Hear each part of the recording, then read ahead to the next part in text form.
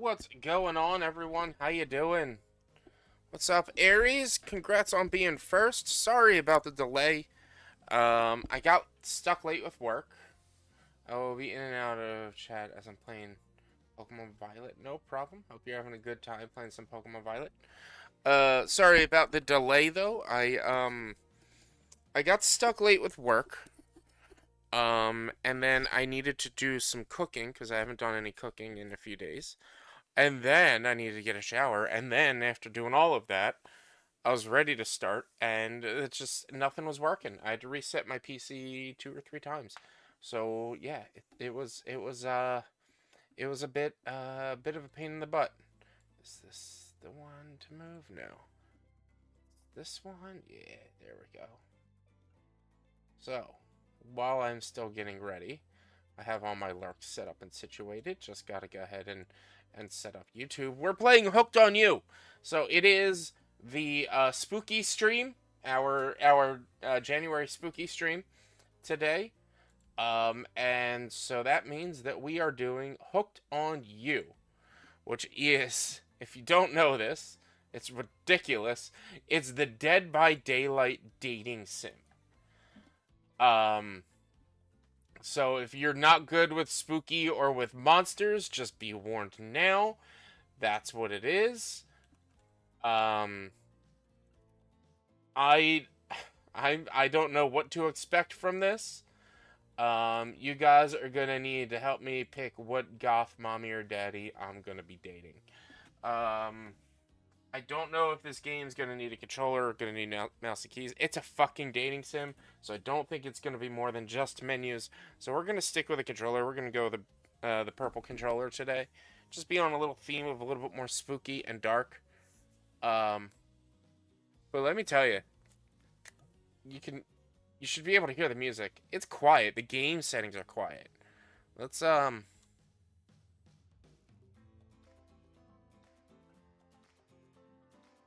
listen to this music. It has no right to be this good. Same, I'll be in and out. Was up till 3 a.m. studying. Took 3 tests today for my course. Your boy is tired. I totally get that. I get that. Yeah, let's get it to mid tier. And let's just, I don't know, let's just get into the game, I guess. I'm honestly, I've been looking forward to playing this. It was on sale like few weeks ago. I don't know. It was on sale probably back in October or November, and when I decided to start doing the spooky streams, I knew immediately that this was the Valentine's spooky stream. I knew immediately. What's up, Eric Pacheco? How you doing? So yeah, I've been so excited to play this. I've been so looking forward to this. Does this support controller? Yeah, okay.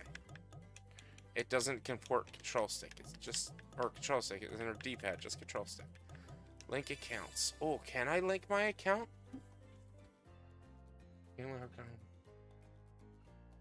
Dead by Daylight. Sign in. Create your account. I'll have to do that some other time. You can link your accounts between the two, and this way you can get rewards back and forth. But you guys are gonna have to tell me, are we gonna go for Rabbit Mommy or old school swimsuit daddy, or Ghost Mommy, or Beach Daddy? I don't know their actual names. This game also doesn't take long to beat. Before we get started, what shall we call you? Well, obviously, Walnuts.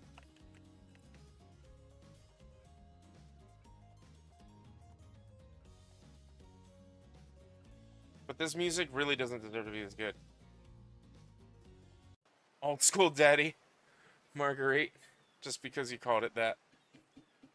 Did I call him Old School Daddy? Oh yeah, Old School Daddy, because of his because his swimsuit was an old school swimsuit. Cough, cough, cough.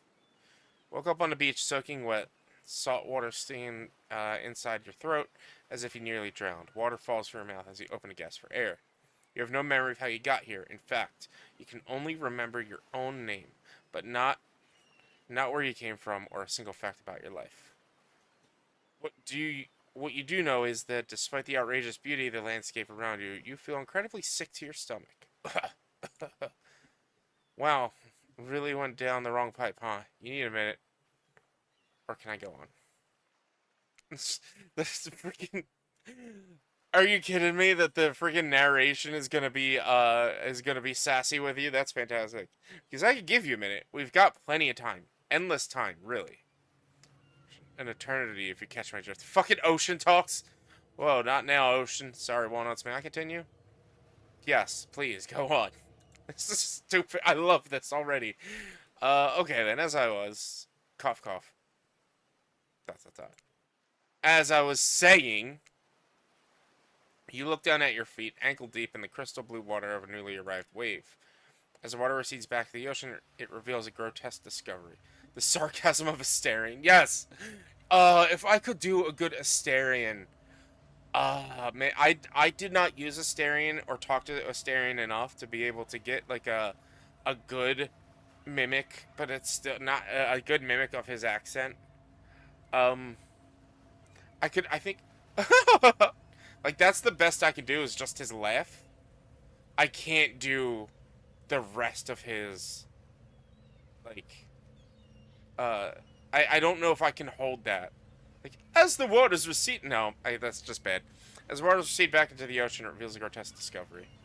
Oh, God! Is a decomposing face. Decomposing face stares up from beneath the sand. All you can do is vomit a stream of dark bile, bugs, worms, and other ick. Questions race through your mind. Where are you? How did you get here? Who is behind this incredibly charming and well-spoken voice in your head? However, answers don't come easy. Your mind is completely blank. What will you do? Oh, boy. Oof. You know what? Let's dig up the face. You brush the sand away from the half-buried human head embedded in ground before you. Oh, what's this? There is no body, just a head. As you pick it up, flakes of skin fall on the ground and jaw falls open, revealing a gold coin sitting on the rotten tongue of poor dead soul. Getting your hands dirty, I see. I like that. You take charge, type. Oh my god, the ocean is flirting with me. You examine the gold coin briefly, happily distracted from what has otherwise been an extremely confusing morning. The sun beats down on you, drying your clothes. You check your pockets, but they're empty. Plenty of room for a gold coin, you suppose. So you deposit it. Well, that's a nice coin you got there. What if you were to spend it right now? Sure. Why not? Dwight. Oh, it's Dwight! Hello there, I'm Dwight. And I'm Claudette. We'll take that. Claudette quickly relieves you of your gold coin and tosses it to Dwight.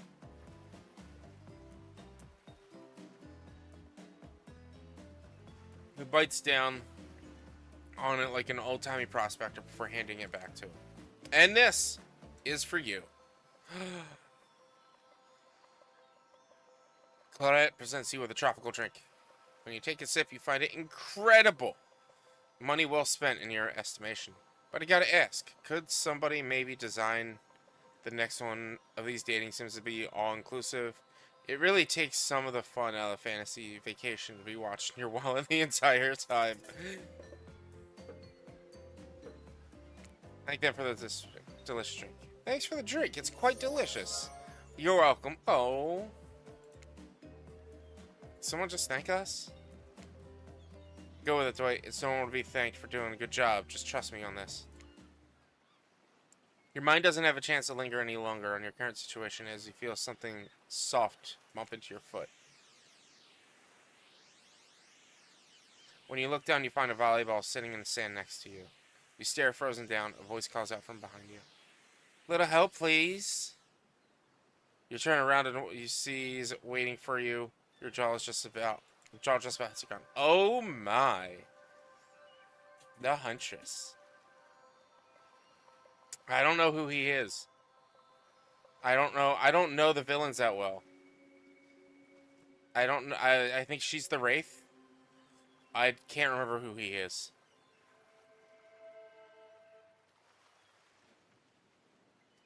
Four gorgeous monsters stand halfway between you and a well-tended volleyball court. Each of them oozes with undead energy and magical aura, reaching out and penetrating you via your eyes. Your heart begins to race. Curiosity, fear, desire. You can't help but stare at the casually dressed, let's call them killers. I don't know, not to be judgmental, but that's just the energy they put out there. So many competing feelings rush through your mind at once that you are completely paralyzed. He's the trapper. Hello?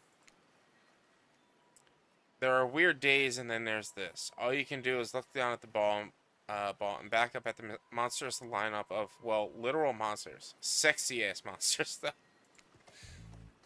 What do you do?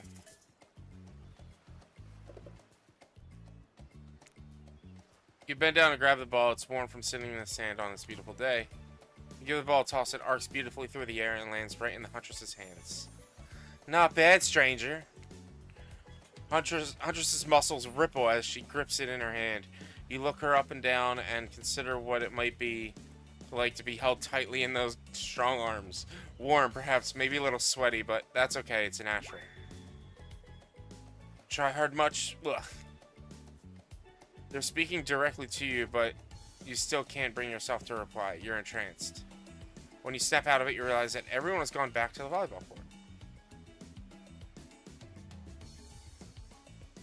You go to church. I'll be right back on the church.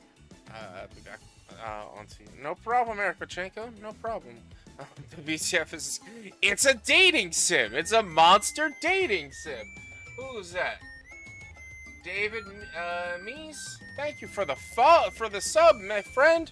Thank you. That gets us to 199 over on the YouTubes. Alone again, you look across the beach. These strange residents who casually bat a volleyball back and forth, happily ignoring your intrusion onto their private beach. Should you be frightened, worried, excited? I did refer to them as killers, not to give too much away. But at the same time, damn, they're looking very appealing in their own way. And nobody so much as lifted a blood-soaked finger in your direction. Don't be scared, Walnuts. You are made for this. The ocean. The ocean is fantastic. Well, geez, if the spooky ocean voice says not to be scared, I'm sure it's all going to work out. With no good reason not to, you decide to head over and see what happens next. Seems like you've derailed the volleyball game just by showing up. You derailed the game just by showing up, nitwit. And I guess you're also a nitwit. Look, it's best just to go with what Trapper says when he says it. That's a policy I hold for pretty much anyone who always seems to have fresh blood on their hands. Hey, don't worry about it. It's just a game. Existence, that is. Besides, you seem a lot more interesting than a silly game. What's your deal? What brings you here? You mean they're here to do more than distraction from my total domination?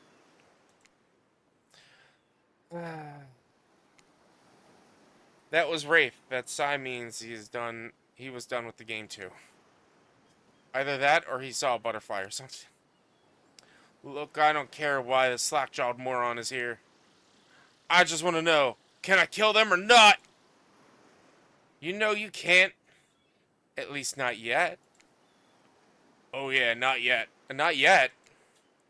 Hey, Walnuts, you might want to know. You might want to know, say something. Actually, never mind. There'll be plenty of time for that soon enough. Right now, this group has some questions for you. But be warned, answer quickly and answer well. This is a timed quiz and will be very important later. Very important. Or not important in any way whatsoever. Probably that one. I can't remember. How attractive would you say you are? I'd say I'm average. Pretty average, I think. Just another face in the crowd, another normal, meaningless life in an endless cycle. I think you're quite cute myself, like a chipmunk. A grizzly bear! Thank you, Huntress!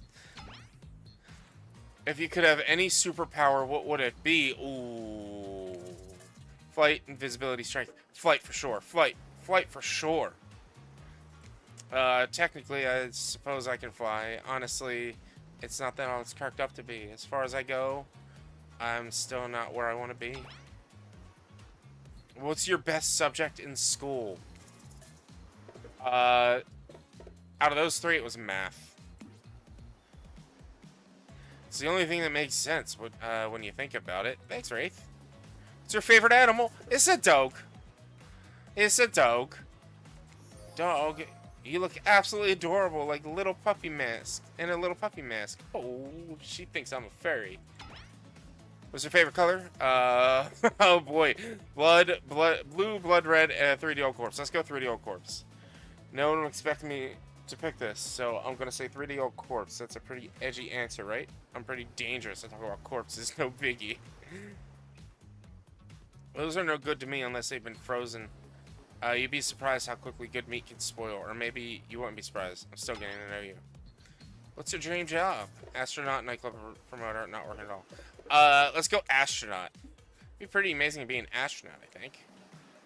It's hard to imagine being further away from anyone than floating in space. The cold, inky vastness of nothing forever. It's the best flavor ice cream. Horseflesh, chocolate, vanilla. I mean, I gotta go with the good old chocolate. I'm a chocolate fiend. I don't know about horseflesh.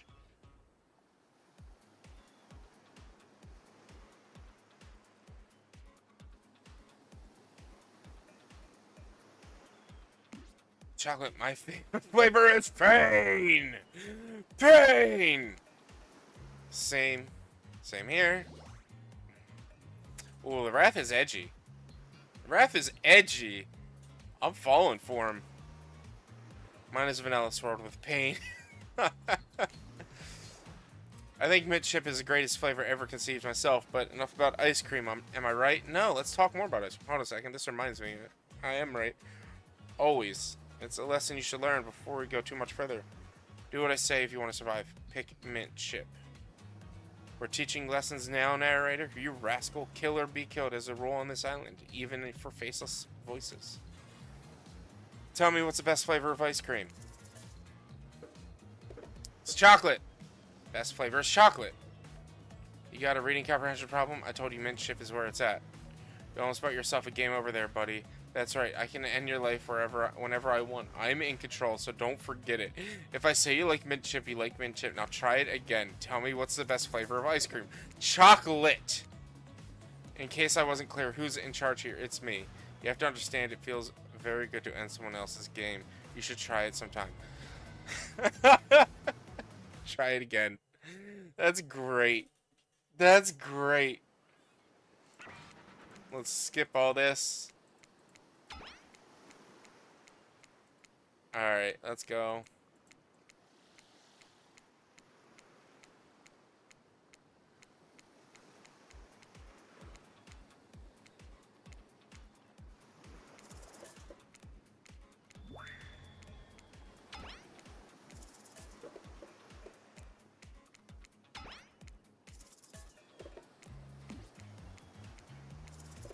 Dog.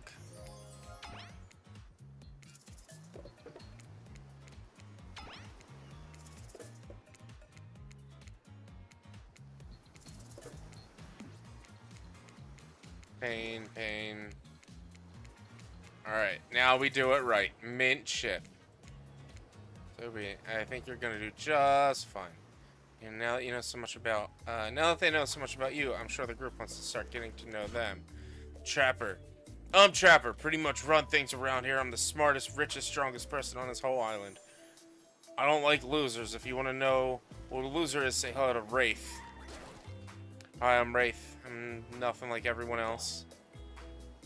I like nice people and loathe big dumb idiots. Hey, what's up? I'm Spirit. I don't like most things. I don't really hate most things either. It's just not worth my time. The things I do hate, I really hate, you know? Based on my personal observation, life is nothing but suffering, and society's carefully calculated lie to keep everyone subservient in those, to those in power. It's better to choose just not take part. Jesus, like she was downright murdered by society. She hates it so much. Oh, no, wait. I'm remembering Spirit's story now. That's almost exactly what happened. I'm Huntress. Don't let the bummers get you down. There's a lot of fun to be had on this island, along with lots of love. Yeah, there is, if you know what I mean. Grow up. Grow a body. I have explained this 1,000 times. I'm dead, but I'm not a literal ghost. I just create a trail of fog. I'm not made of it.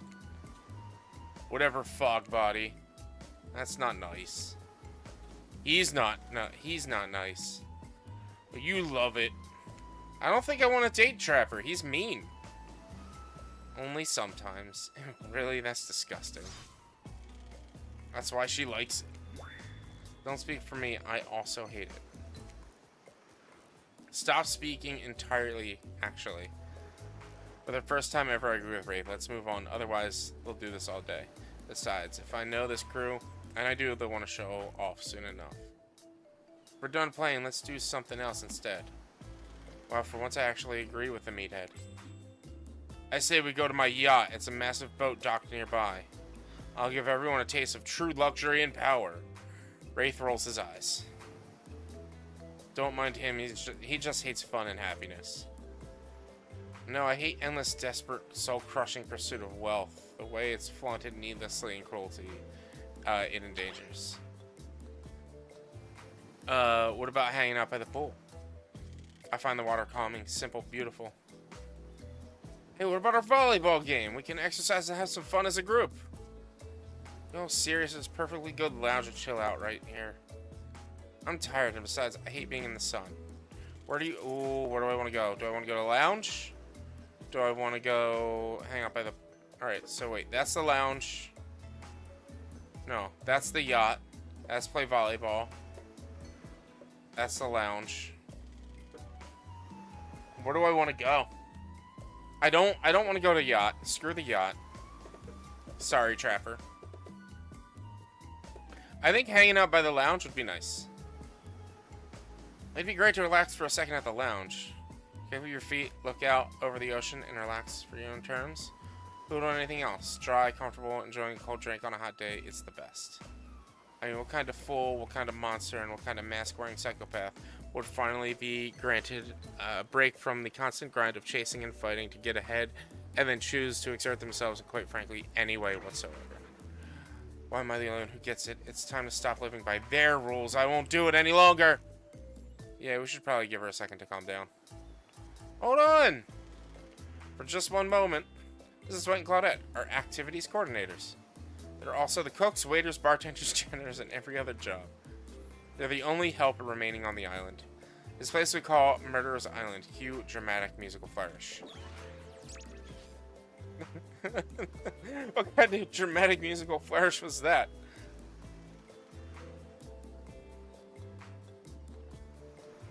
None of the others survived. Ahem. Survived the interview process, I mean. Hence why we shall heretofore refer to them as survivors with a capital S. These two have worked here a long time. So very long, I don't actually know how long it's been. Sorry, anyway. Should probably let Dwight and Claudette do their mandated jobs. They sure look happy, but they're vibrating with a nervous energy that is starting to give me the creeps. Now escort the group to the venue of your choosing. However, in the future, we recommend waiting for us to present you with your options whenever possible, and don't just run off to various activities unsupervised. We don't have much autonomy around here. The least you can do is allow us to do our job. The most you could do is help us get off this island. Dwight! Yeah, pardon me. Please follow us. Hey, narrator? Guess something I can help you with? Those two, Claudette and Dwight. They just start mentioning something about wanting to escape. Is escape an option? Should I be trying to escape? Escape them? No, I think you're mistaken. I think it seemed like Dwight was asking for help to get off the island, though. Right, yes, that's true. He was, but he just meant he wants to get to the other vacation island getaway, a couple miles south of here. It's much fancier accommodations than this island. One of those big corporate outfits, quite exclusive, where all the famous celebrities hang out. Very luxurious. Doesn't quite have the charm that this island has, though. Trust me, you wouldn't want to go there with all the money. With all the money that comes, a lot of restrictions. Is it me, or should I have just read that in a Donald Trump voice? Like, I don't do a good Donald Trump. Like, it's one of those very luxurious outfits, you know, like quite exclusive, where all the celebrities hang out. Like a Donald Trump style narration right there. That's what I think I should have done. This is where you belong. Now, off you go. It's time for an activity on this island. Your decisions matter mostly when I agree with them, not like that other island. So what'll it be?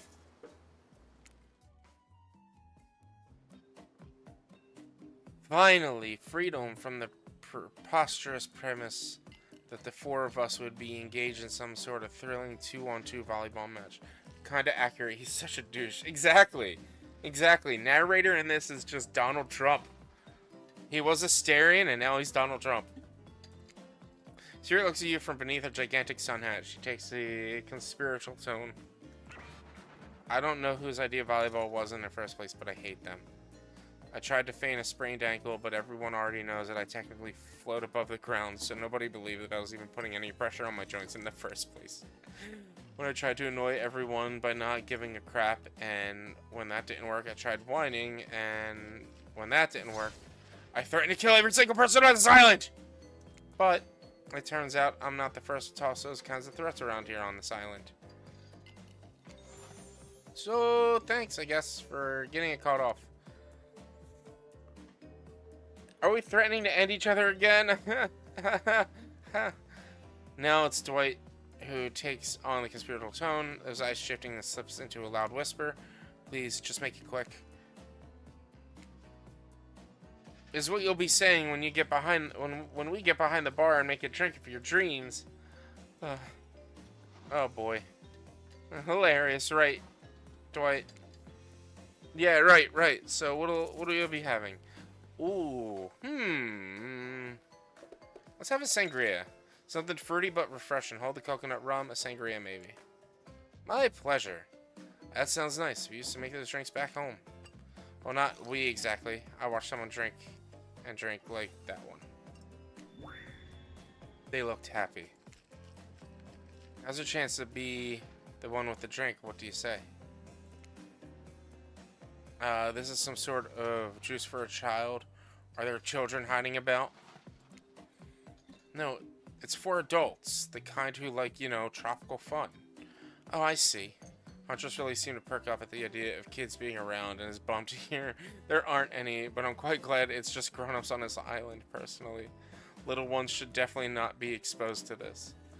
Not my cup of tea, but okay, sure. We can use it for a toast, yeah? To new adventures. To new friends. To, Clink. Did you just say Clink? No? Since we fulfilled your requests, it's time for you to return the favor. This is sus. What's so sus about it, Marguerite?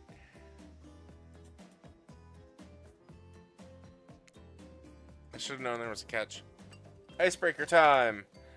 I swear, had I known they'd pull this faux enthusiastic community building crap, I suggested we attempt to walk to the lowest point of the beach before I ever set foot near this bar. You don't think it could be kind of fun? A little fun? Never mind. I hate it. This sucks, but could be fine. Or whatever you say. Has anyone seen my hat? I've literally never seen him in a hat. I don't know why they're bringing up kids. Creepy. I don't know. Let's see. What is Huntress's backstory?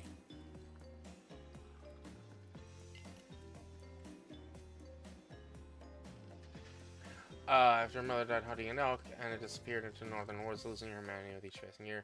She created. Okay, yeah. So the Huntress always wanted a daughter, so that's why she got excited hearing that there were kids around. After her mother died hunting an elk, Anna disappeared into the northern woods, losing her humanity with each passing year.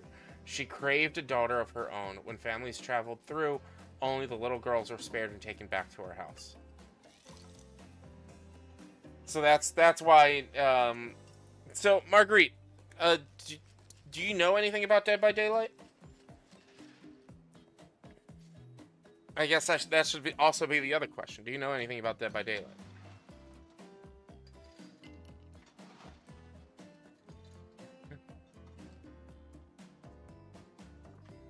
Because I don't want to. I've only watched people play. Yeah, so these are all the original villains from Dead by Daylight. So yeah, to understand like some of the references they might be getting at, you would need to a little bit know their backstories, which I don't. I'm still relatively new to Dead by Daylight. I've literally never seen him in a hat. We must make small talk. I'm at least picking a topic before we end up being forced to do some lame improv game that nerds learn at their non-sports after-school activities that I definitely never did because I'm no nerd.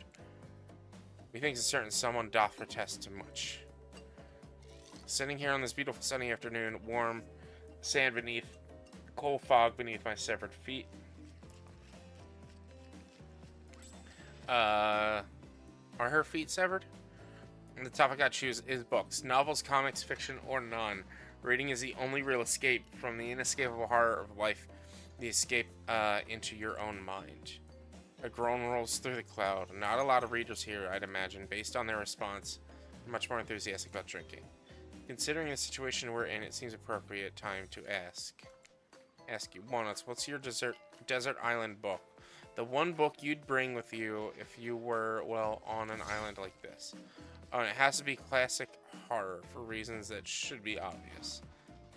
She means because it's an island of horror villains, and also those books are all in the public domain.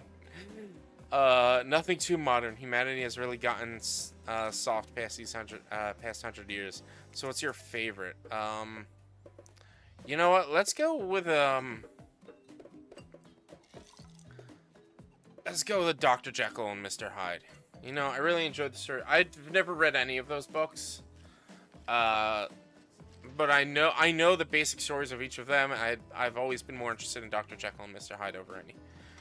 I always felt I had this other person living inside me. Dr. Jekyll and Mr. Hyde sounds like a fun one. I love a good story about friendship, but I can't read. Not because I'm dumb. I never actually learned to read because I was too busy learning to survive with nothing more than my own strength and cunning. For some reason, I didn't have a best friend that wasn't more than just a rock with a face I'd drawn on it in dried blood. Oh no, Huntress! No! What's up, Toothpicks? Thank you for the lurk. I hope you're having a wonderful, wonderful Valentine's Day. Until we meet again, Roxanne! Roxanne! Oh, this is fantastic. Huntress looks out towards the horizon. There's a moment of silence among the group. Will you tell it to me sometime? I might not be able to read books by myself, but I love being read to, especially when someone does all the voices. Not really a story about friendship exactly, but who cares? Of course I'll tell it to you. It's quite a thrilling tale. Not just anybody can pull off quality narration all the time. Take it from me. You don't even need to read. You could just make it up, and it'll still be fun. Oh, Huntress likes me. Huntress likes me a lot. Sometimes when I find myself in an abandoned house, I like to look at the photos on the wall and come up with the stories to go with the pictures. It's a fun game we could play together. Oh, okay. Abandoned house. Why are they abandoned? Huntress giggles and gives you a playful little wink. They weren't abandoned when she got there. I don't know. Usually when I find folks who abandon them, they're not in the mood to tell me much. Enough about these old stories that belong to someone else. I think it's time to make up some new stories of our own. Before you know what's going on, Huntress is waving an empty vodka bottle in the air, a devilish twinkle in her half-mask covered eye. Might I suggest something a little naughty? Like, let's get in a circle and spin this bad boy. The trickster? Who's the trickster? Who's this guy? Where did you come from? The trickster. Dead by Daylight.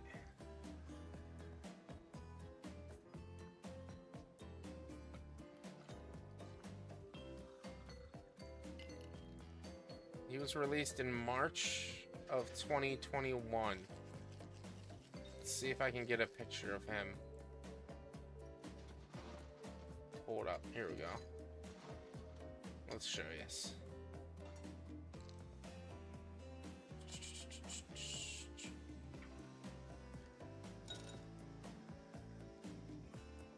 This is Hot Daddy Trickster right here.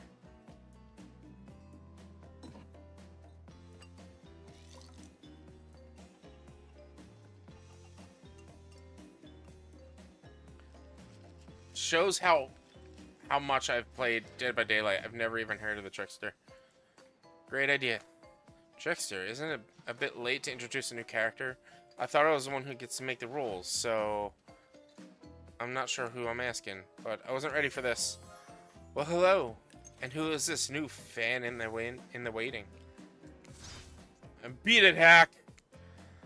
I don't know what's the harm in inviting one more person to join the circle for a game. Oh, I can't stay. I was just saying it's a great idea. Also teasing the secret trickster ending. Oh no. I've got much better things to do than hang out here. I'm famous. Toodaloo. The rules are simple. First you spin, then you swap spit. That's it. Let's be clear, this ain't a peep show. Oh, we're here to have a good time, but in a classy way. All makeouts will happen out of view of public eye. Real romantic like.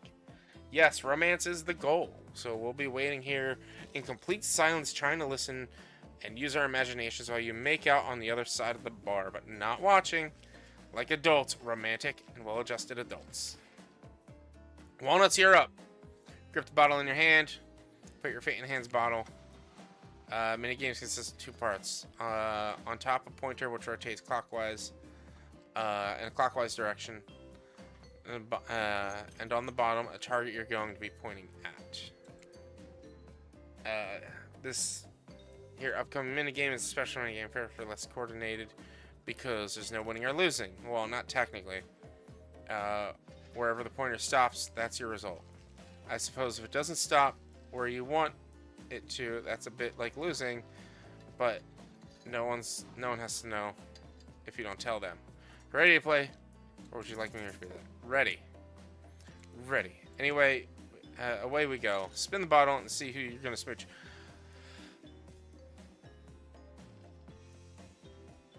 No! Fuck! I don't want to smooch the trapper. He's mean. It's like you have to actually spin multiple times and get your result. First, to get 3 times is your true match. That's how we play hardcore spin the bottle here on the island. Let's get your spin on. Okay. Huntress, okay. No! There's 2 for Trapper. 2 for Huntress. 1 for Wraith. Or is it 2 for Wraith? Oh, God.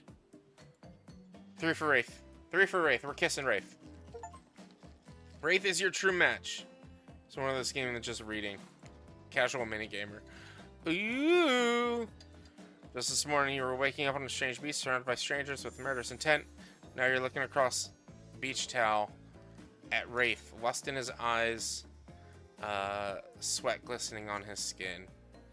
Your heart races. You can feel your pulse pounding in your ears. Wraith takes you by the hand and you sit face to face in a private section of the bar. He begins to reach for you, putting his hand on your shoulders. You're sweating, but not in the sexy way he is. You're sweating in the gross way you'd sweat at an interview for a job you're not even remotely qualified for. You don't know what to do. If you try to lock lips in this state, you might gross them out so completely that they'll never be able to look at you romantically again. Wraith, we... Look, you're great, but also terrifying. I'm terrifying? Did he just steal your line? I wanted to be kissed by you, but, well, maybe not even sure how. Is that sad? Yeah. Oh, Wraith! Great, now I look sad. Well, if the tropical shorts fit, you make me happy to be around. I think it's still so new, all of this. We can figure it out together. This is traumatic. This poor Wraith doesn't know how to kiss. I want to give him a hug. Really, I'd like to get to know you, and, you know, the kissing thing sounds great in theory. It sure doesn't sound painful. So then for now, Wraith reaches out and gives a vigorous handshake. We're acquaintances going on friends, going on lovers. I'm sorry. Great handshake, by the way. Really? Surely.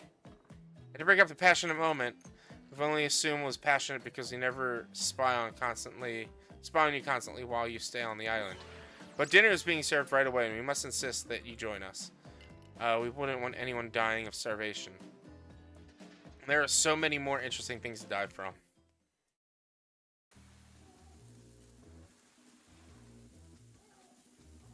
Seems like the next activity is mealtime. How quaint. You were expecting what? Capture the flag? Do you know how complicated it is to run a game like that? Much more so than sitting and talking. You arrive at the cookout area to find an assortment of picnic tables scattered around. What were you expecting? Some kind of grand hall and a huge banquet table? This ain't some prestigious fantasy epic like you'd find on a cable. Don't you call it that? I'll show you a seat, but there's very limited seating directly around you. And oh great, terrific, it seems that everyone wants to sit next to you. Even better is that they don't want to sit next to certain other people either. To start, no one wants to sit next to Trapper, I get it. Meanwhile, he refuses to sit next to Wraith or Trickster. Oh, hi Trickster. Oh yeah, Trickster's here. Surprise! Yeah, well, they don't call him Expected Stir. I'm sorry, even I get nervous around crowds of killers. And my whole shtick gets a little flustered. Hey there. You're looking good, Walnuts. Real good. And we literally can't let Huntress and Trapper sit together. No, seriously, their arms are too big. They can't fit at the table if they sit by side. Look at this. We can't even fit everyone on the screen at the same time. You probably think it was an error. But it's not. It was completely intentional. Let that be a lesson to you. Every error you think you see is a choice. Got that? Okay, Dwight and Claudette are directing traffic. You sit on one side. The rest of them will sit opposite you. Huntress and Trapper can sit on the ends with their enormous sexy arms. Now that everyone's seated, we can bring dinner. I thought I was going to have to pick the seats. Tonight's meal was prepared slowly and carefully with love and hate for 12 hours over a spit. We hope you all enjoy. We really hope you do. Hey, you don't actually tell us what you're serving. What are we eating? It's meat. Seasoned with a specific number of special herbs and spices that we simply can't divulge. My favorite. Meat's good. Meat is murder. What you'd know, considering considering what you've been up to. Who are you to get judgy now? Just facts, and you need to murder something to eat its meat. So, like, technically true? Technically true is the best kind of true. Okay, enough yapping. Let's eat. Hey, Walnuts. You thinking what I'm thinking? It's gonna be person on spit, right? Or several parts of overlapping people, perhaps. I haven't seen many pigs wearing palm tree button-down prints, you know? When you look closely at the spit, you spot what definitely appears to be scraps of fabric sandwiched between some layers of meat. Oh no, yes, human meat, Marguerite! I think I might be sick. Is there something else to eat? This took 12 hours. and we do literally everything on this island. Actually, there's one thing you're not doing today. You're not carving up this delectable meal. He's right for a change, because I am with my broadaxe. It's a perfect tool for easily chopping anything in twain. First, who says twain? Sometimes I swear it's like we're all from completely different historical eras. Second, I'll handle this with my cleaver, fast, powerful, and clean. At least it's clean when the meat is cooked, no blood. You two and your ridiculous biceps swinging contest. Enough, grow up. Obviously, my gorgeous katana is the only option. Obs. The hell it is. Oh, I'll show you both my katana and send you to actual hell if you'd like. Please stop. I hate when you fight or talk or even when we look each other in the eye. I can do it. I have a skull of Azor. Great. Instead of slicing up, you can club it to a second death. Hey, Walnuts. I know this isn't what you want to eat, but hurry up and volunteer to carve up dinner. Otherwise, this is going on for hours. No hyperbole. They once argued over who had the most effective weapon for 72 hours straight. And it doesn't matter which one does. When they're done, they will take even longer cleaning their weapon, all while explaining the value of maintaining your tools. Despite being a bunch of cold-blooded killers, for some reason, they're always terrified of tinnitus. Why don't you just let me carve up dinner? Splendid idea. We'd hate for it to get cold. He hated when it got cold. Here's the machete, freshly sharpened. Minigames consists of 2 parts, on top pointer, bottom pointer. The target is immediately visible, sometimes it's hidden until the pointer arrives. Press the spacebar to stop the pointer while over the target to win. Fail and land, will lose. To achieve a perfect success, land on the start target area, not at the end. Ready to play? Would you like me to repeat this? Ready. Ready. Away we go. Slice. Perfect. Perfect. Perfect. No! You missed completely. Perfect. That was pretty good. I'd like to see what you could do with a less clumsy weapon, yeah? I said it. Machetes are dumb. Dinner is finally served. For real.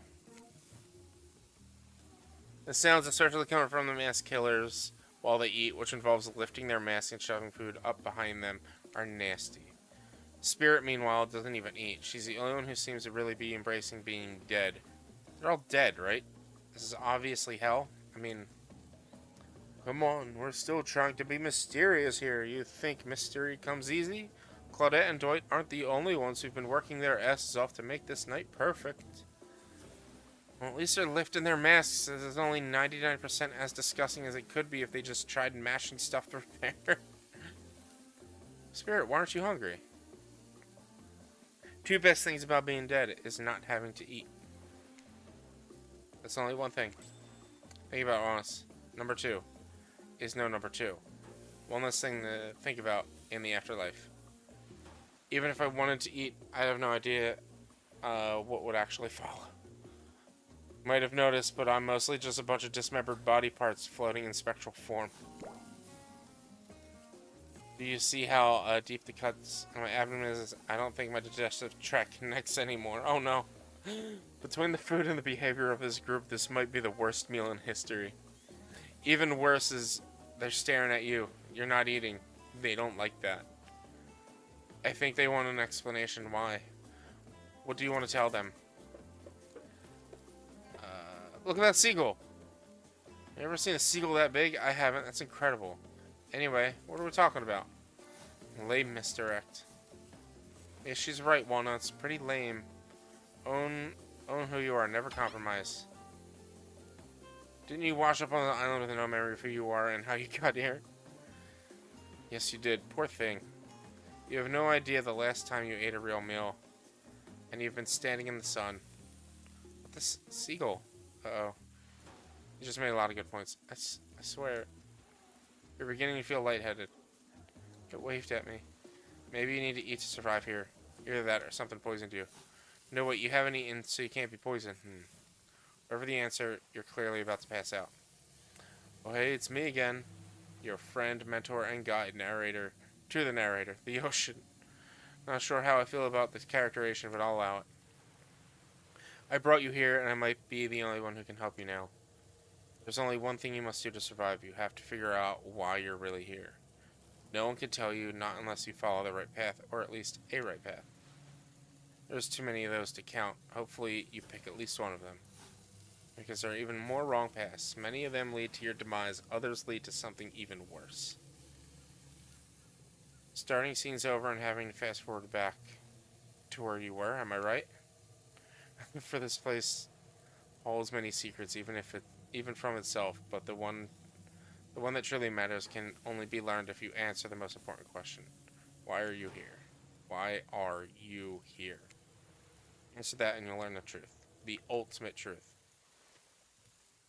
Vague, mysterious. I gotta give it up to this ocean character. That's some quality early game storytelling. Hold on, I'm back. One more piece of advice. You made many choices by now. Some of them I liked, some of them I didn't. It's not your best interest to make more choices that I like. It's in your best interest to make more choices that I like. You wake up to find Wraith holding your limp body, gingerly pouring cold water into your mouth. Now that you're finally alone, Wraith looks at you eagerly. I don't care if the seagull actually waved at you, but I understand the feeling of looking at you from so far away and wanting to reach out. But did it wave at you? I made it up. Oh well. You're being honest with me. How do I say this? It's just, honesty is important to me. I've been burned too many times. Something about the word burned makes Wraith look away, far away, eyes brimming with tears, and yet, at the same time, dead. I understand. Wraith looks back at you with those sad eyes, wanting so badly to believe you. He looks down at the ground. I have something very important to tell you. It's about something very special to me. It's not something I tell everyone, but you know how important honesty is to me. I can't expect that from you if I'm not honest in return. Great. I bet he's got crabs. Oh no. It's about my special bell. What? It belonged to my father. He gave it to me before he and my mother, well, they had to go away. If I was ever in danger, I was supposed to ring this bell. It didn't really work, but it's all I have in my family with me. Well, Wraith, thank you for telling me. Here, hold it. Whoa, Wraith just gave you his bell. Sound the alarms. What are you gonna do with this thing? Hold the bell delicately. You press the bell, running your fingers over its rusty. Is that dried blood? Why are you touching this thing? Thank you for sharing this important part of yourself. And hand the bell back. Wraith is looking out wistfully at the ocean. The ocean is beautiful. Not really. None of this is. Wraith looks at you more intensely than ever. I don't know if you're ready to hear the truth. Just as things are really heating up, you hear a flurry of footsteps behind you and quickly spin around, ready to fend off whatever new danger has popped up from the strange island. Only find that it's Dwight and Claudette sprinting across the beach, clipboards in hand, which they're waving in the air above their heads. Very important that we stick to the itinerary and attend each event as scheduled. Playing sick for cute flirt points was not a part of this evening's activities. Like strictly slotted for after campfire story time. At this rate, we'll be late. Playing sick, no time for excuses. Well, there is, but that's scheduled for what comes after the flirting. Go, go, go! And what's the next activity?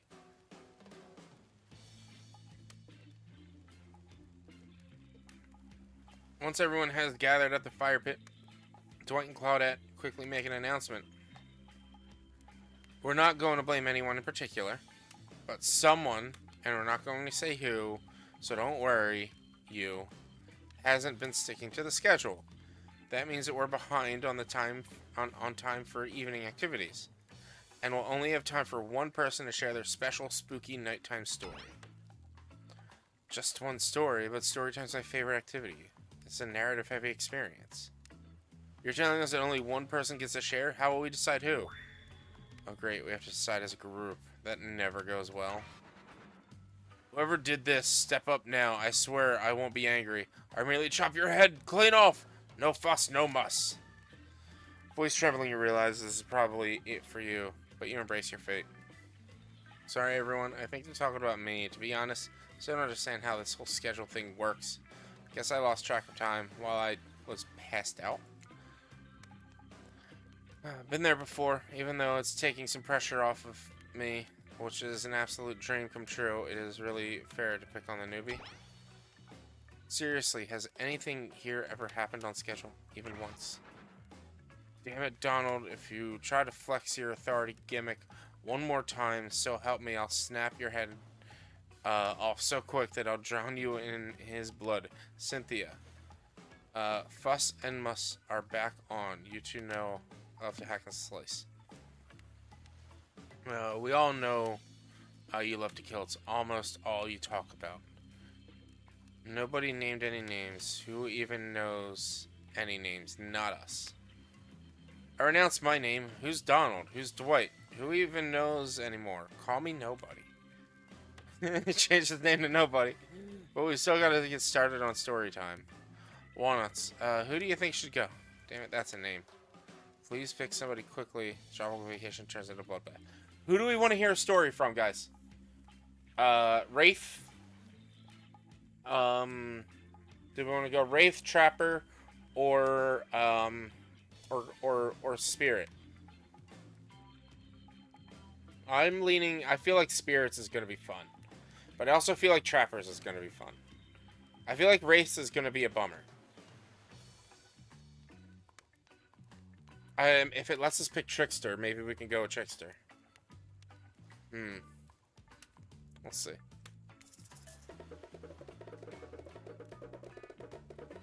We'll go with Spirit. I choose you, Spirit. Whoa, this entire experience is being carefully crafted to avoid an IP infringing lawsuit.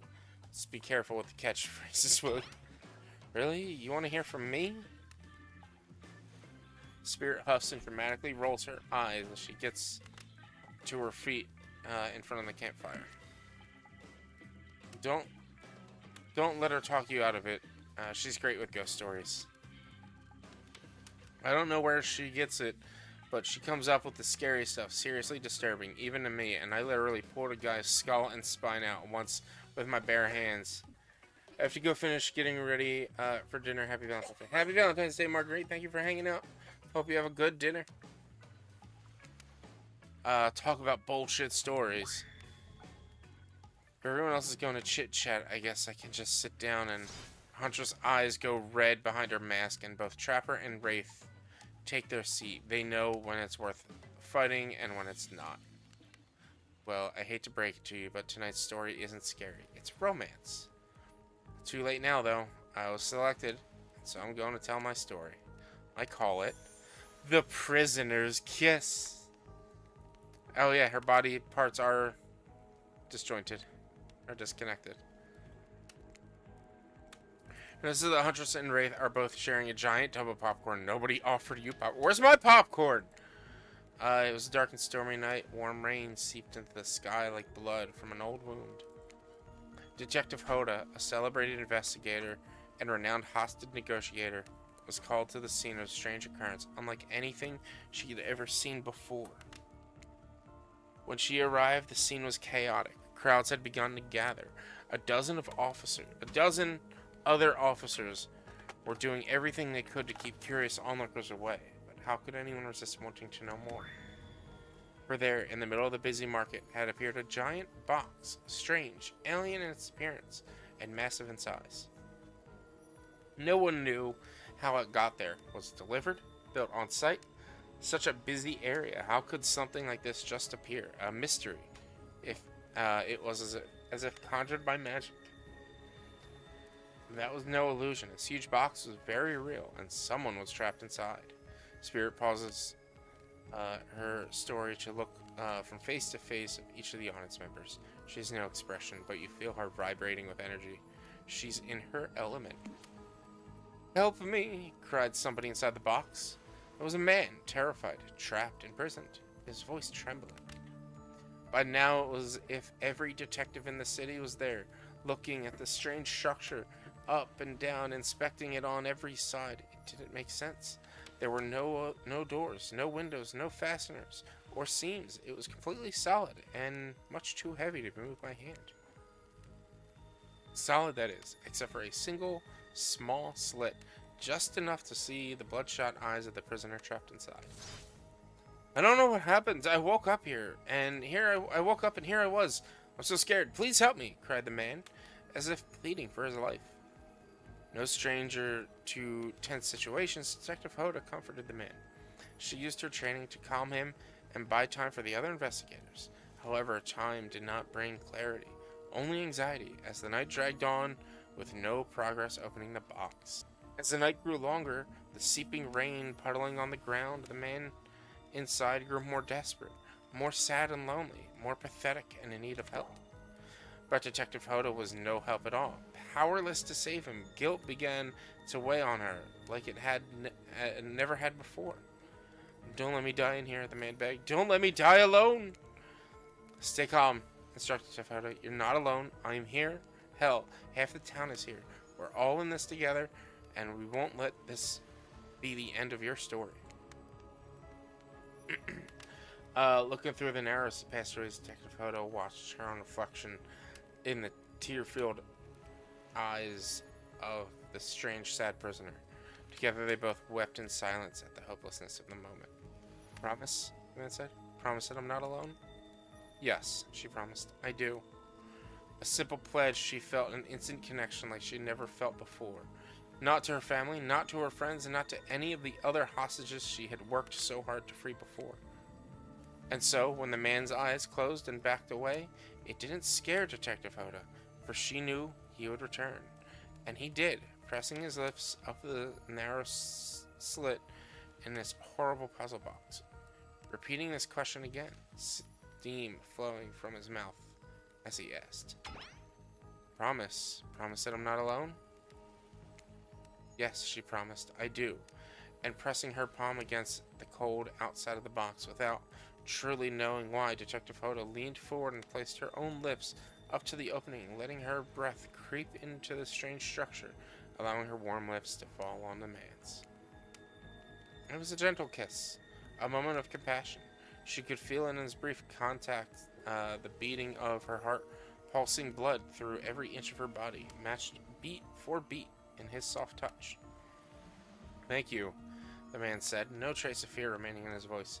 He backed away into the darkness, disappearing in a single moment of eerie calmness. Get back, yelled an officer, suddenly thrusting himself between Detective Hoda and the box, breaking a silence that would soon be fulfilled by a cacophony of whirring gears and clicking latches. A symphony of mechanical activity happening all at once. Something had triggered, as if an unseen lever pulled the side of the giant box and began to slide open. Detective Hoda gripped her flashlight tightly and pushed forward into the foggy interior of the giant box. Her feet splashed on the puddled rainwater, and her heart racing as she swept her light from side to side. And that's when her eyes landed on the man, or at least landed on what should have been him. There, in the corner of the box, was a pile of pieces, like parts of a doll, almost pulled apart, or perhaps that's just how Detective Hoda had to think of him in a moment to survive. A collection of segments, limbs, pieces, disconnected from one another, cleanly severed and placed in a neat little pile. At the top of the pile, a head, cold, pale, eyes open, lips an icy blue. Spirit stares at the fire, her own expression lifeless, her lips blue. Tears fall from her chin and soak into the sand at her feet. You're blown away by the story. It's safe to say you're not alone. Everyone else is looking into the fire, or up at the sky. Anywhere but at Spirit. It was you who chose her. You initiated his harrowing tale. So sad, so creepy, so sensual. She really went into the great detail when it came to describing that kiss. Too much detail. And now no one is sure to act. Dwight and Claudette are staring daggers at you. You have to do something. This game was supposed to be lighthearted, Rob. Please. I said do something. Stand up.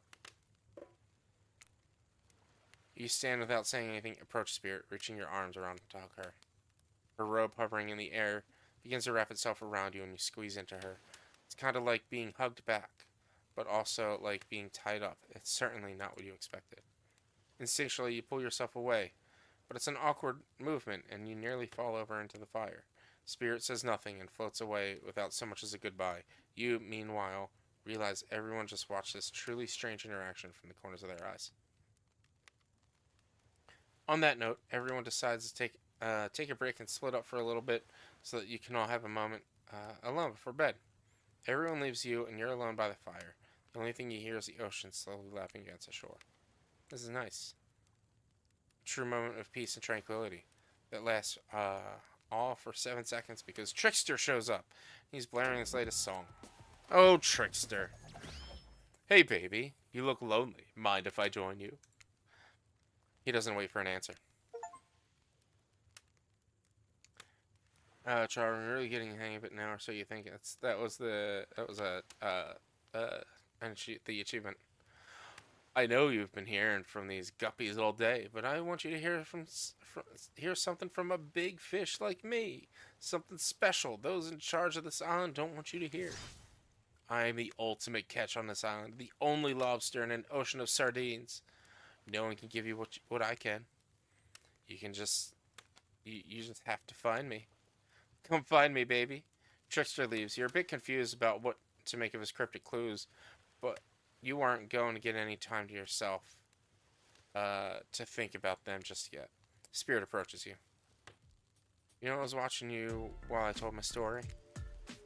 I could tell it was having an effect on you. This fog that follows me around, I could feel you breathing heavily, taking me in. You and I are both absolutely flabbergasted at the piece of information. Legit, you learn something new every day, even when you're a narrator.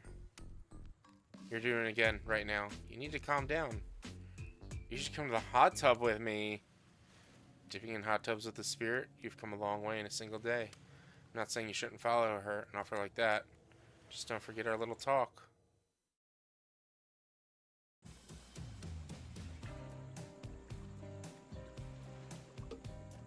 You and your storyteller friend slip into the water.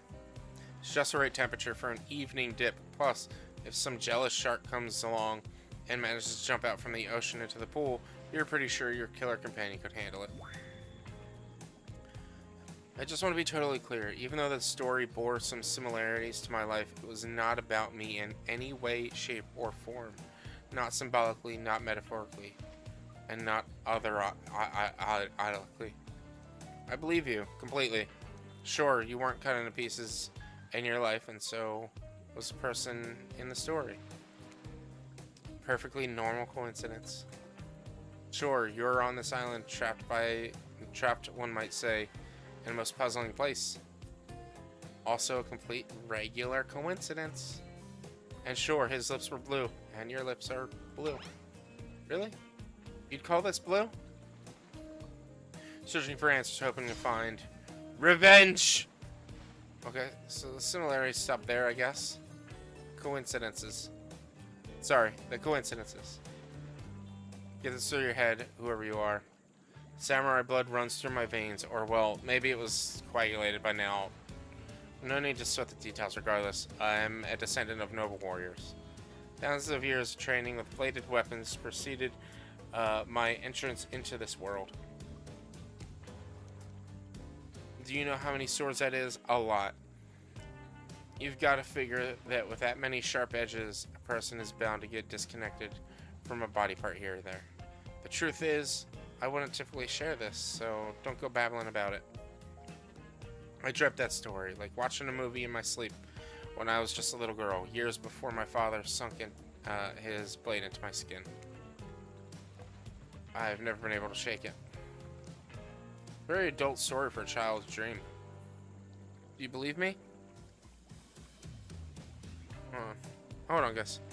Chase, what do you got?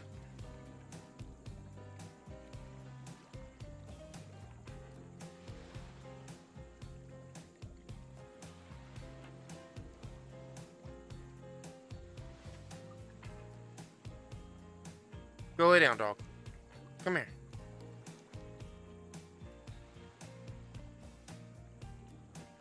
Do you believe me? Yes. I know you just met. Yes, I do believe you. But you told that story clearly came from someplace deep. Bull! Who told you to trust a stranger? You're going to get hurt if you don't learn to take better care of yourself. It got me wondering, do I believe you if you believe her or not? And if I know everything, because trust me, I do know everything.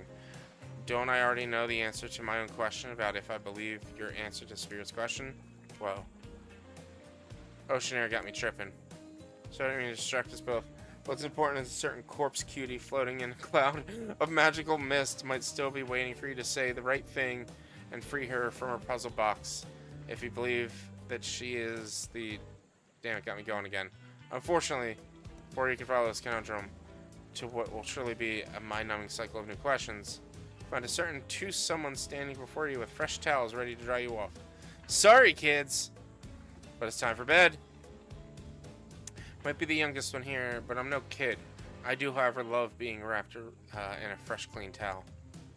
My mother used to help me wash my hair when I was young. She combed out all the tangles and tied a ribbon around it before sending me on the way. I miss her. You watch a spirit stares off into the distance, her hand gripping into a tight fist. She doesn't notice you're watching her at first. When she catches you looking, she turns away, roughly grabs a towel from Dwight, and then pushes him and Claudette aside as she floats off. Head over to the campfire. The heat is comforting and chilly night. Looking into the crackling embers, you think about Spirit's story about the prisoner in the puzzle box. If you manage to escape this place, will you leave with your life, or has it already been taken from you? It's just a matter of time until you get to the gruesome discovery. Before you can dwell too much on your fate, Claudette and Dwight arrive. Their now familiar creepy smile stretching from ear to ear. It's a bit menacing to see a smile like that. What are you doing?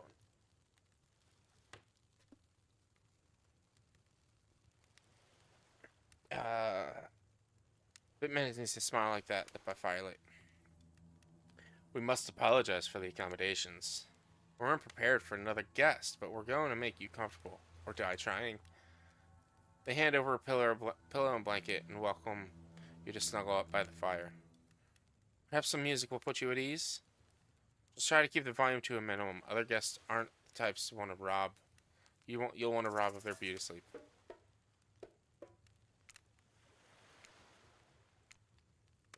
You relax into the fire, the radio begins to fuzz and flicker. You examine it and decide that you might adjust the dial and fix it.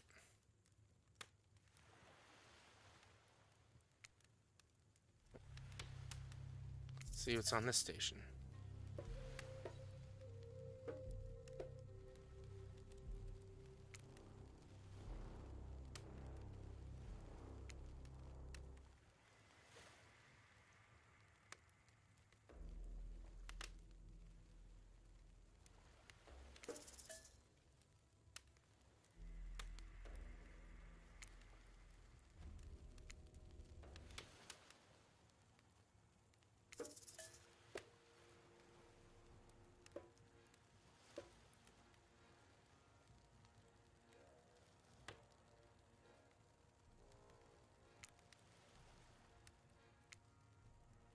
Let's talk about our community. For us, it means two major things. First of all, the community is you out there. It's you and everybody else.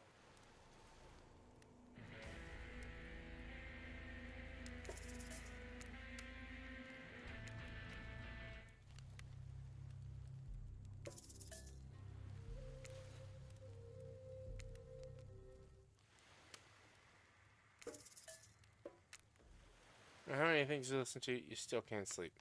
So I'd ask one of the killers to spend a little more time with you until you're sleepier. Who would you summon to your side? Lay by the fire.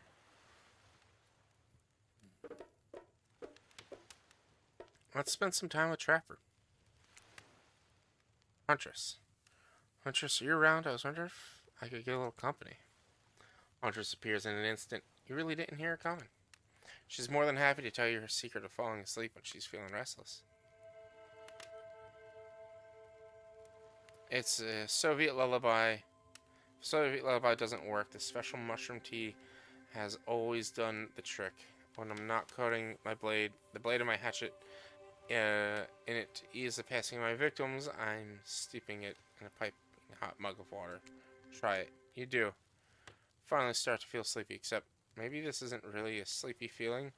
Maybe you're paralyzed. Try to keep your eyes open, but you can't. Darkness overtakes you. Dark voice from earlier speaks to you again. It shouldn't still be as spooky, but now you've had a whole day of strange voices in your head. Human body's made up of 60% water. Do you know that? Of course you did. Everyone knows it, even amnesiac video game protagonists. Well, guess what? Drink as much as you'd like, you'll never get it to 100%. You hear me? Don't think I don't see what you're up to. You wake suddenly and see someone looming over you. Trapper sitting beside you, sketching a portrait. Oh, you're awake. I saw you with Huntress right before your bedtime. You should know they're not what they seem. Not like me, who is obviously completely honest and trustworthy. I was out checking to make sure you weren't sleeping near one of my... Actually, never mind. Just be careful where you sit. But since I'm here, I'd like to share 2 things with you. 1, I do not take rejection well. 2, the first thing is very important to remember. Were you drawing me? Trapper doesn't answer. You aren't drawing stink lines radiating out from me, are you? Still nothing from Trapper. Look, I'm not an easy guy to get along with, but I'm an easy guy to spend time with. That will make sense if you choose to spend time with me tomorrow. The rest of the scum live like rats. They wouldn't know a good time if I bit them in the ass. I mean literally. Point is, if you select me, you're on for a day of luxury, extravagance, and fun. Yes, I said fun. If I don't pick you, remember what I said earlier, or it might be the last thing you ever forget. But hey, you look tired. Get some rest, sleep, maybe even sleep well if you can. Try not to roll over to about 15 feet to your left. Finally alone, this time for real, maybe you're just asleep again. Hopefully, you're not poisoned.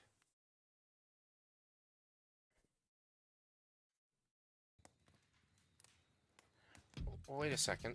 Where are we? This isn't... Oh, jeez. It's one of those reality show confessional rooms where the contestants talk directly to camera. I think today went really well. These are some of my first interactions with someone who isn't a parent that didn't end in bloodshed and ultimately perishing in my Russian cottage. So I'm counting today as a win no matter what happens. What do I think of the newcomer? Do I have to say? Oh, I do.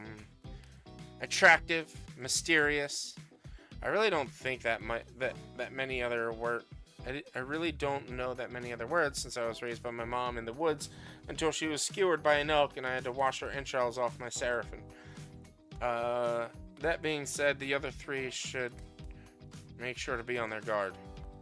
I don't know who this newcomer will want to spend time with tomorrow, but I, for one, will not let my guard down easily. Who knows about the others? Wraith, I think, knows more than he's letting on about this place, but he's hard nut to crack. Meanwhile, Spirit is just screaming all-time major buzzkill. And Trapper, oof. Where do I begin with Trapper? He's buff, but sure. He's buff, sure, but daddy issues much. Sheesh. Look, I don't need anyone. I've been perfectly fine on my own since my mother died. I eat fine diet of raw deer, bear, and human, and I'm fit as a fiddle. That being said, something about this newcomer makes me think that I might be missing out on some huge part of this thing called life. Look, I'm always full of rage. The key is knowing how to control your rage so you can use it. I'm a master of self-control, and right now I'm using all the self-control I can muster because today was a disaster.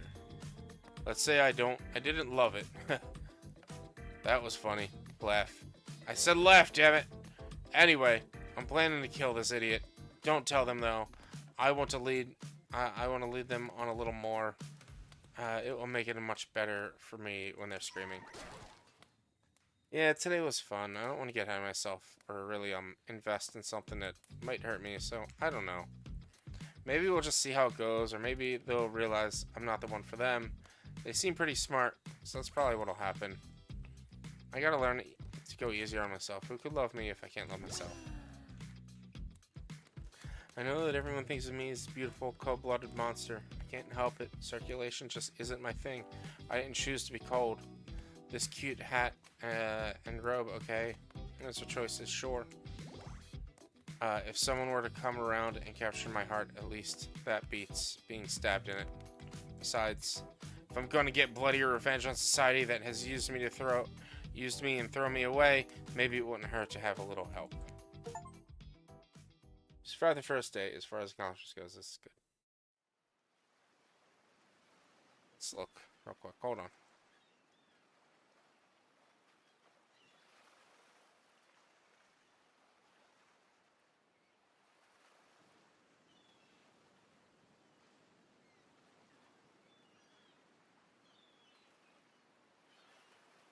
Certainly one of them.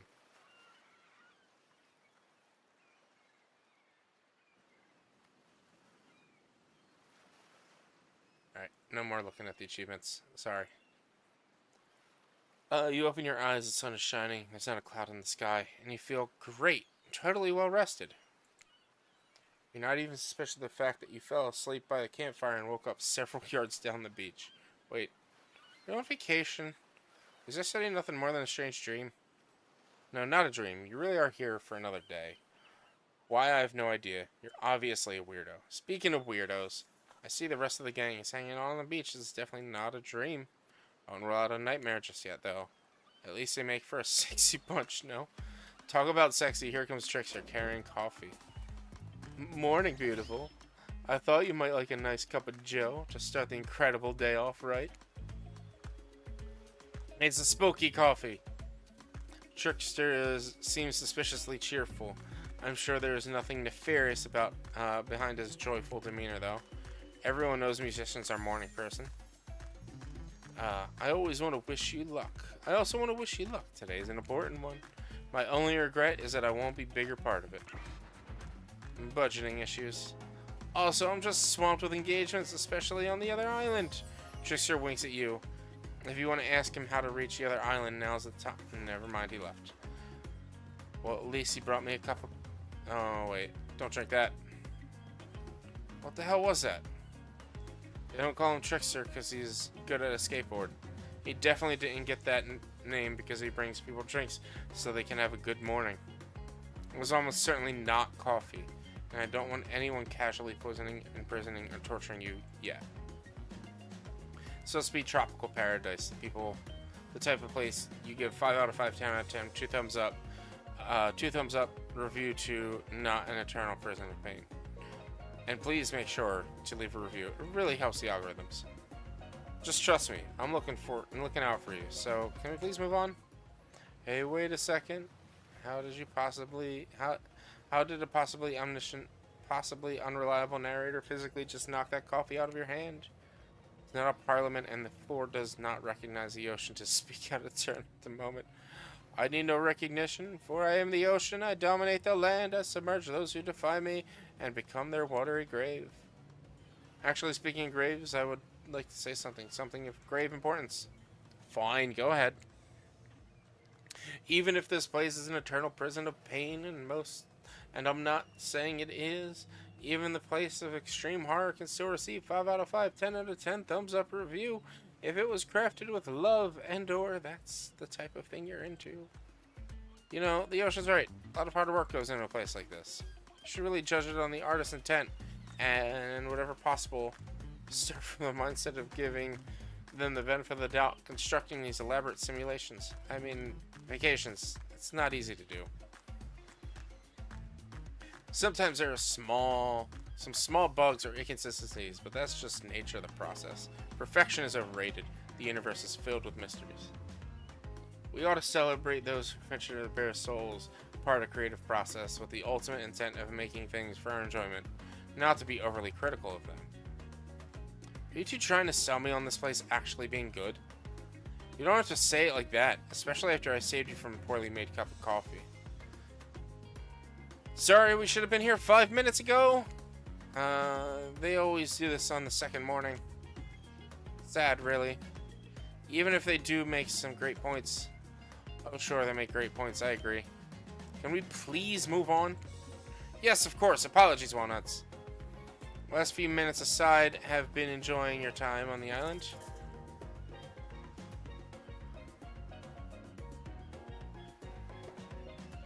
Yes, I've been having a lovely time. Yes, I've been really entertaining. Yes, I'm not suspicious. There's no option. I have been having a lovely time. If you were to summarize my time, I'd say it is a lovely time. Oh, lovely. We love to hear that, because this isn't the place... Isn't what the place is all about? Finding love? No. Shut up, Dwight. You'll get us killed again and again and again. We do need to ask you one more question, though. We all had to sign away our rights to say anything negative about this place. Would you please sign this non-disparagement agreement? Sure. And so I hereby agree to participate in a verbal contract stating that I, Walnuts, will never say anything negative about my stay here on this island. Perfect! Delightful. Excellent. Yes, yes! Hey, Walnuts, it's still totally cool if you have constructive feedback. The place leaves... The place to leave that isn't positive reviews, because we all know that nobody reads negative reviews of games or resorts like that, like this. Anyway, I see Dwight and Claudette have gone into a trance and are grumbling. And with the grumbling I hear from your belly, that can only mean one thing. Breakfast. Breakfast! Perfect timing. Everyone rolls into the dining area to load up those sexy little bellies of pancakes and bacon, and so much for maintaining those beach bods. We're all half naked in a tropical paradise. Can we get some strawberries here? A yogurt? Magic powers only get you so far. Even killers watch their sodium intake. You take your plate and sit down thinking about yesterday and then roll into feelings you experienced. Danger, dread, disorientation. It's like going through puberty again, except all in one day, all on a beautiful, mysterious island. Looks like you're not the only one doing some introspection, though. Trapper stands up to talk about how his day went, in case anyone was wondering. Personally, I wasn't. Give me 1 second, guys. I need more water. I'm parched.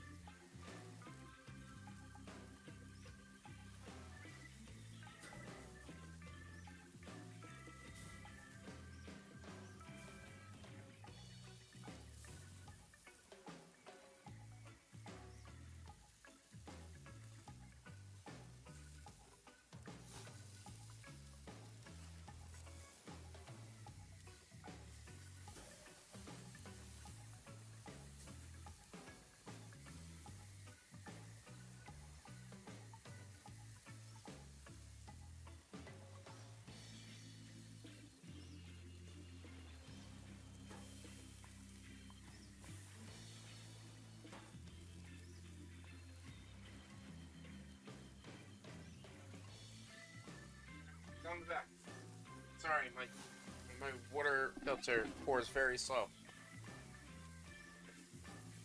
I was expecting a lot of reading, but I wasn't expecting this much reading.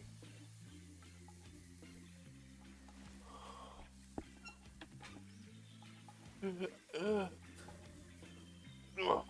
also saw on How Long to Beat is like 2.5 hours, and there's probably more than an hour left. We've been live for about an hour and a half at this point. Let's make sure. Nope. They stop streaming. So.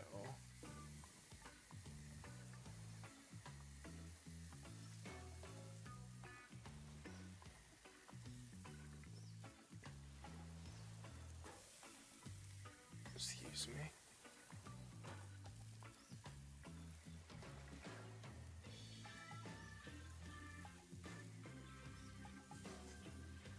Alright, let's get back into it.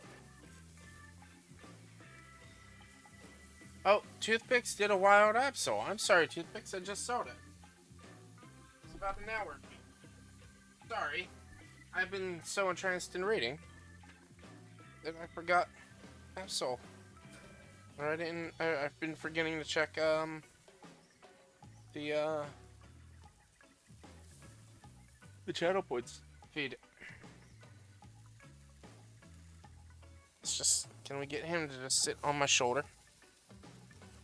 No. I need to fix my chair so that he can hang out back here more. Yeah, I gotta change that. I gotta fix that. Here, what about this? Nope, he's lowering it. Can't get... Could, like, put him in my jacket, I think, last time I did that. Yeah, I'll just bring him closer. So he used to rest on the pillow of my chair. Like that. But the pillow isn't... I have to stay seated directly back for it to, like, actually have... actually set. So, give me 1 second. There we go. There we go. That should work. That should work. What if I just hit A? Oh, no. I can't imagine... I haven't been using the controller, so it's not turned on right now.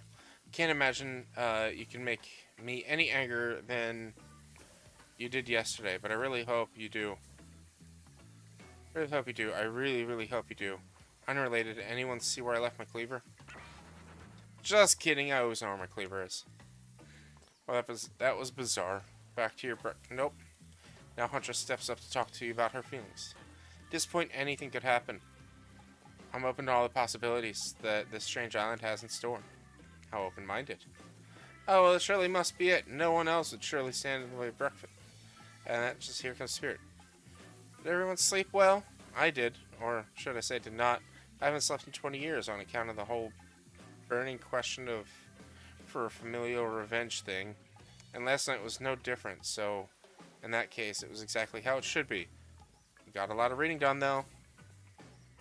Now, if you don't mind, I'm going back to quietly resenting being trapped here with all of you while looking cute doing so.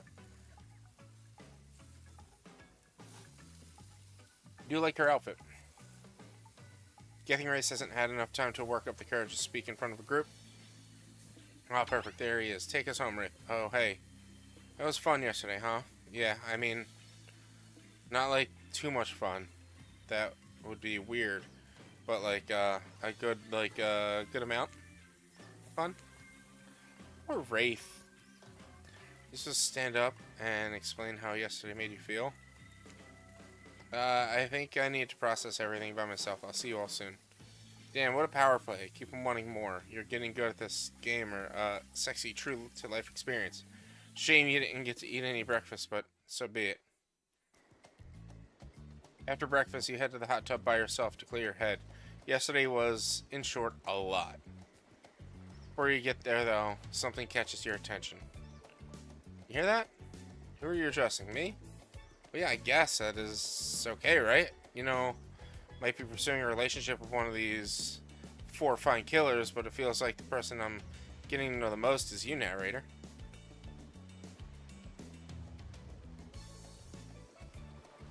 Buddies. Chase is so silly. It's only okay in so much as it serves to illustrate that you've lost your mind, seeing how I'm not real and all. Yeah, I heard it this time. I think it's coming from behind the pole shed.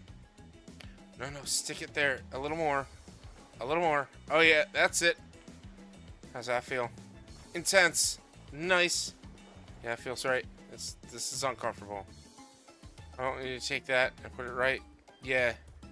You know what I'm talking about. Just like that? Exactly like that.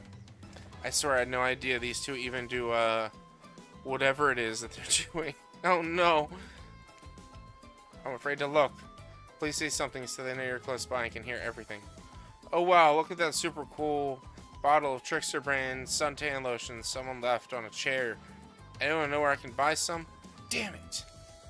Oh, come on, a little privacy, please. Doyd is panting and Claudette has a crazed look in her eyes. Sorry, I don't know how else to let you know I was here. And that I could hear you, well, you know. Know what? What do you think you were doing? You were doing... I don't know exactly what you were doing, but it sounded like fun. You think two people trying to find new ways to kill each other in a desperate search to make their own death permanent is fun? Oops. We get 5 minutes to ourselves every day, and we spend it hoping if we stab each other in just the right spot, we won't get resurrected. I've come to believe that the key to finding this exact place we need to bleed out from, and I believe that place is in our appendix. Why else would it be there? Makes sense to me. You actually think we were... me and him? Dwight? Ah, that's rude, Claudette. You don't have to laugh that hard, I get it. Well, Claudette, my life is a nightmare, and yet somehow it's never been worse than right now. Let's go, lover boy. I noted all our entry wounds, and our 5 minutes is up anyway. Good luck, Walnuts. You're gonna need it. Hey, if you figure out how to escape this island, please make sure your ghost tells us how. That was both a tragedy and a comedy. A cremagedy. Shut up, I like it anyway. Anyway, where were we? Oh yeah. You're heading in the hot tub by yourself to clear your head. Yesterday was, in short, a lot. So far today's been exhausting too. But you're dedicated to achieving a true centered sense of calm. No drama, no BS. Just soaking up the sun in a heated pool. Today, you're on a date with you. Oh, I like that. I want to be on a date with me. Who would make the first move? Jesus Christ, Ocean. And aside from the disturbing thought, all is going to plan until a shadow blocks you from the precious sun.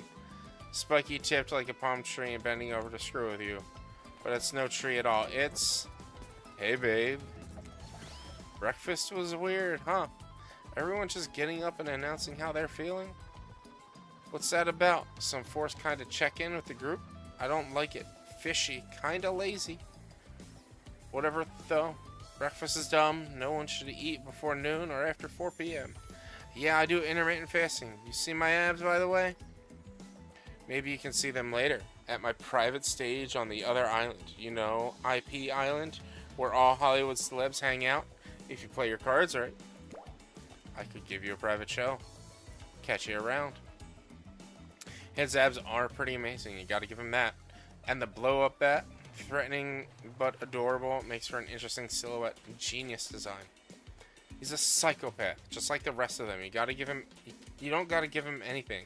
We're not best friends. Just because we had a little talk about doing a little talking, it's not an open invitation to go smashing the fourth wall every 5 seconds.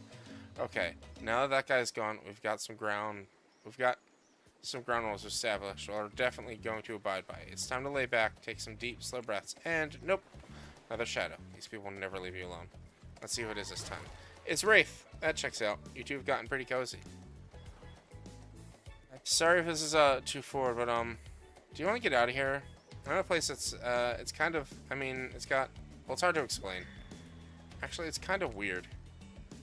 You know what? If you want to go somewhere else with someone else, I totally understand. But if you want to see something weird and interesting, let me know, I guess. You've been around long enough to realize that this rambling speech is actually him being incredibly brave and asking you out. Or you can decide if you go after Wraith. The Huntress interjects. Hey, just wanted to give you a chance to head out with me to a cute beach house instead of wherever this guy is going to take you.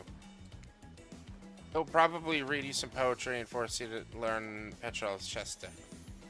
I mean, if you want to learn some other Russian moves, I got you covered. What's she mean?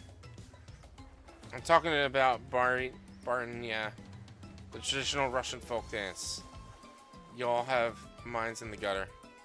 And if I'm honest, I love it.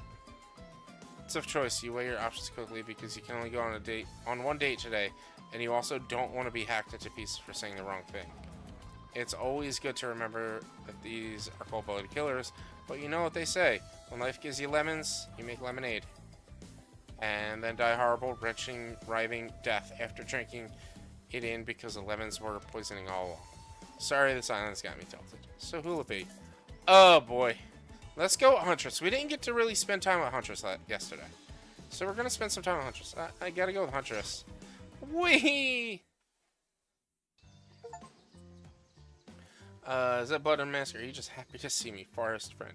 You and Huntress make your way to the secluded beach house. Your heart thrums in your chest. Don't look up. Thrums is a real word, I swear. And these nerves of excitement or terror, isn't it fun to mix the sexy and horrifying? Huntress is quite the mouse as she guides you through the island forest.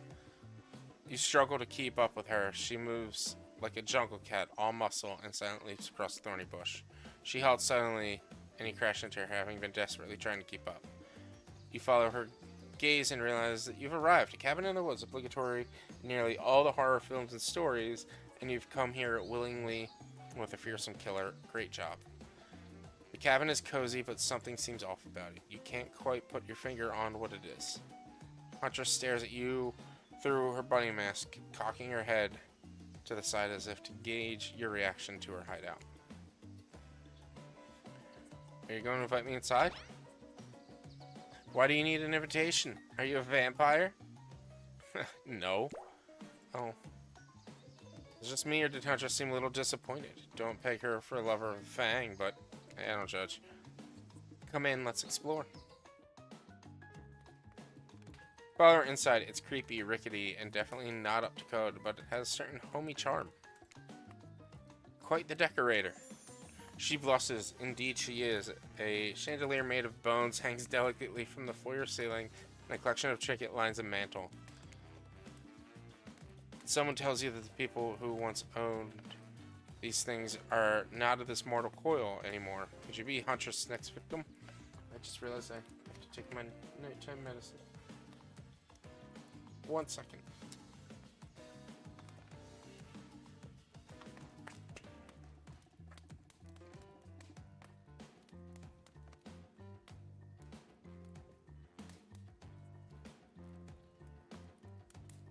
Could you be the Huntress' next victim?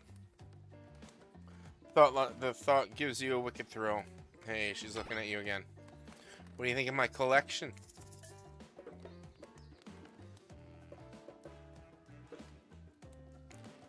I can certainly learn to like this. Our place is quite tactile.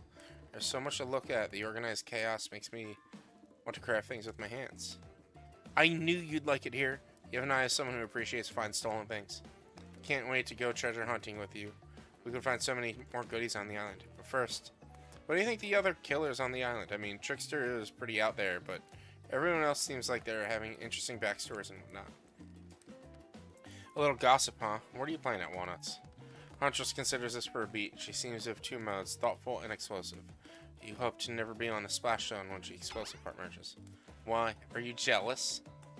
Or you can answer. The house begins to shake. Huntress loses her balance on the termite-infested floor and falls into your arms. You're not mad about it, but before you have time to enjoy taking the moment in... Crabs!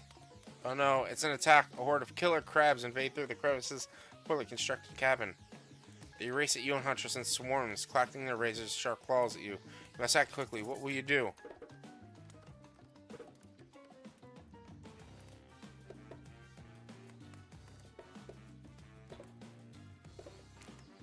Quickly reach out and grab Shasta off the wall. Being a highly educated person that you definitely are, Shasta is a Russian sword and not an umbrella or a can of cola, or something like that. Back to back with Huntress, you both hack away at the attacking crustaceans. You manage to slay the majority of the killer crabs. The one you miss goes scurrying away back into their hidey holes. Huntress turns to you with a gaze that's full of passion and intrigue. However, before it bubbles over, she looks away, suppressing these feelings. Is she nervous?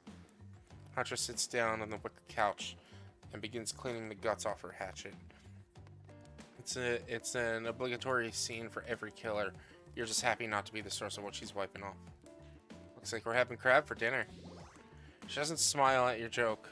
She has that ponderous look on her face again. You join her on the couch. Man, sometimes these near-death experiences really get me thinking about what I want in life. I think I'd really like to start a family one day. How about you? Maybe one day, with the right person. I mean, it's a life-changing decision. You have to make sure it's right. Huntress smiles coyly. A good answer. You never know what kind of weirdos are out there. What were you like as a kid? You try to imagine a giantess as a meek child in a puffer coat wandering about the forest. Huntress chuckles. Her laugh is quite cute and soft. I was so innocent. We hunted to survive, then went back to her cottage and Mother would tell me stories, and we'd drink tea and imagine a life away from the woods. Somewhere like this. I suppose I finally achieved what she wanted from me, but since coming here, something feels off. It's beautiful and warm, and everyone's so attractive, like thirst trap galore, but I don't But don't you get the feeling that something is coming for us? Oh no, she's onto you. But onto you about what? Swirling memories rush through your head, nightmares, visions of dark clouds. Claudette and Dwight's vacant stares and that belie some sort of hypnosis. Validate your theory and try to push it off. Validate. I think you're totally on something. What do you know? How long have you been here? Do you remember anything about why we might be here? I've been having these dreams, seeing things. I think we're serving some greater purpose here. Huntress reveals a strange object that she stole from near the stage where Trickster performs. It has some strange symbol on it. Truthfully, it doesn't seem that strange to you. It's just a glass bottle. However, the label is interesting. She hands it over to you before she can explain her theory. Claudette and Dwight burst in on you and interrupt. Oh, boo! C blocks, you two. We have a dramatic announcement. But it needs to happen back at the beach. Arrive at the beach and realize you were set up. There's no big announcement at all. What we have here is good old-fashioned rivalry. It's true, exactly like that voice that we cannot hear and certainly aren't referencing says. We were forced to interrupt your lovely date by another killer. They are here and ready to make you an offer of love that you won't be able to deny. Trapper emerges from the water. He's... Is he in slow mo? Oh my god. Fucking Trapper. He's pure thirst. He's Paul Newman on horseback. He's Denzel covered in GQ manliness brought to life. Also, was he holding his breath under the whole time? Waiting for his cue. That's commitment of a bit if I've seen it. Heard you spent the day in a quaint cottage. That's cute. How about a quaint mansion? Or better yet, how about one on each continent? Yeah, I'm including Antarctica. I'm really, really rich. Think of how cozy we can get in the snowy 10-bedroom chateau. One of those pools that is half indoor, half outdoor, but nice on warm throughout. That way you can kill a mama polar bear from the outside while watching her cubs cry over her body from the inside. Wow, Trapper is a real deal. And by real, I mean really, and by deal, I mean evil. Plus, you really want to hunt for food for the rest of your life? With me, you get it both ways. Savagery and someone to clean up after you. Sounds nice, huh? That life isn't for me. I'm very impressed you can speak with implied quotation marks. Very cool. This guy is a total douche nozzle. Try hard much. He's like the turn of the century Pacific Northwest version of Wall Street Bro. Trust me, it tracks. Patrick Bateman with a huge chip on his shoulder. You wouldn't go with him if he were brandishing a cleaver at you. Oh shit, he is. Thanks, but no thanks. Thanks, but no thanks. I'm into a quieter lifestyle. I relish my independence. Don't need someone to wipe my butt for me. You run back to the huge arms of Huntress. She hugs you tight, so tight that you think you feel the life leave your body for just a moment. But it hurts so good. You know what? I'm impressed that you stood up to me. I appreciate someone giving me their totally honest opinion, even if the opinion makes me want to carve out your liver. And the butt wiping comment, that's not what I meant by clean up after you, but I'm hiring someone to do that for me the moment I get home. Trapper leaves, and you turn to Huntress, walking in a slow motion back to the water. It's pretty weird. He's just gonna stay there all night. Shall we continue our date? Yes. I don't like Trapper. He sucks. He sucks. Maybe on a subsequent playthrough or something, but not an initial playthrough. Huntress leads you back to her cabin. You thought you'd remember the way, but it's like a forest. It has completely changed. Nothing is familiar. Better not get lost out here. Can you believe that guy? Classic Trapper pulling a move like that. I'm so glad you chose me, though. I don't think we've explored all there is between us. She winks a bunny mask eye and scoops you up onto her back. Huntress runs through the woods with you piggyback riding her. The wind ruffles your hair. Animals clear the path for the mighty woods woman as she races by the lead from the famous teen vampire drama in one of those scenes where he calls her a spider monkey. Huntress doesn't call you that. Wee! Eventually, she gently lowers you onto the ground and you take in your surroundings, a wooded clearing in the forest. Huntress prances about like a deer in a meadow. I like to come here sometimes to clear my head and hack up a few cute woodland creatures. Foxes are my favorite to slaughter. They think they are so cute and sly, but I see right through them. They're just assholes, great with hot sauce. Huntress hears rustling and darts off to find the source, crouching down like a low animal. Now that you're alone in the middle of the forest, which way did you come from again? No idea. The direction is all off. Mellifluous, a voice floats through the air, landing upon your ears like a syrup honey. Come me find me. Ready.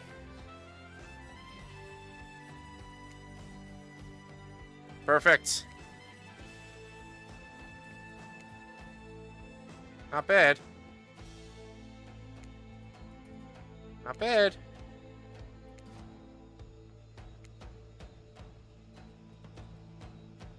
Oh, shoot. You missed completely. Tag!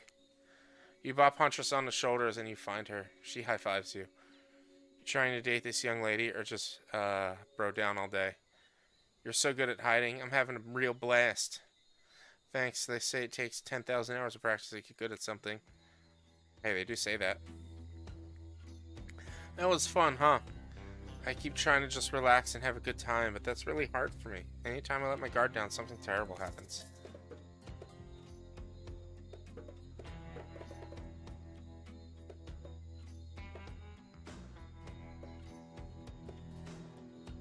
What do I say?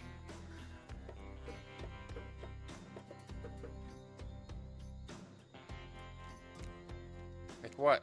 Sometimes you find young girls in the woods, little perfect angels that need my protection, but if I turn my back for a moment, they wind up dying. That got dark, but you feel like Huntress wouldn't admit this to just anyone. Oh look, Claudette and Dwight are back. Oh, we swear we're here for a good reason this time. Yeah, no one is manipulating us this time. It's time for dinner. Come get some grub.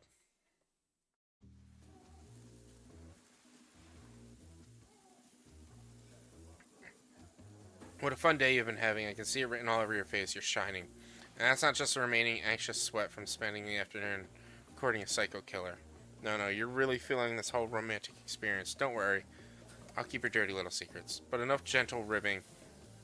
Time to get back to business. All the appetizing singles arrive for dinner, including Trickster. Wraith is here too. We're not going to do the gag where they cram all them on screen same time again, so just believe me. They're all here and sexy and demented as you remember them. With your love on the line, everyone is being very careful not to offend you by saying the wrong thing. Congrats, by the way, on getting this far.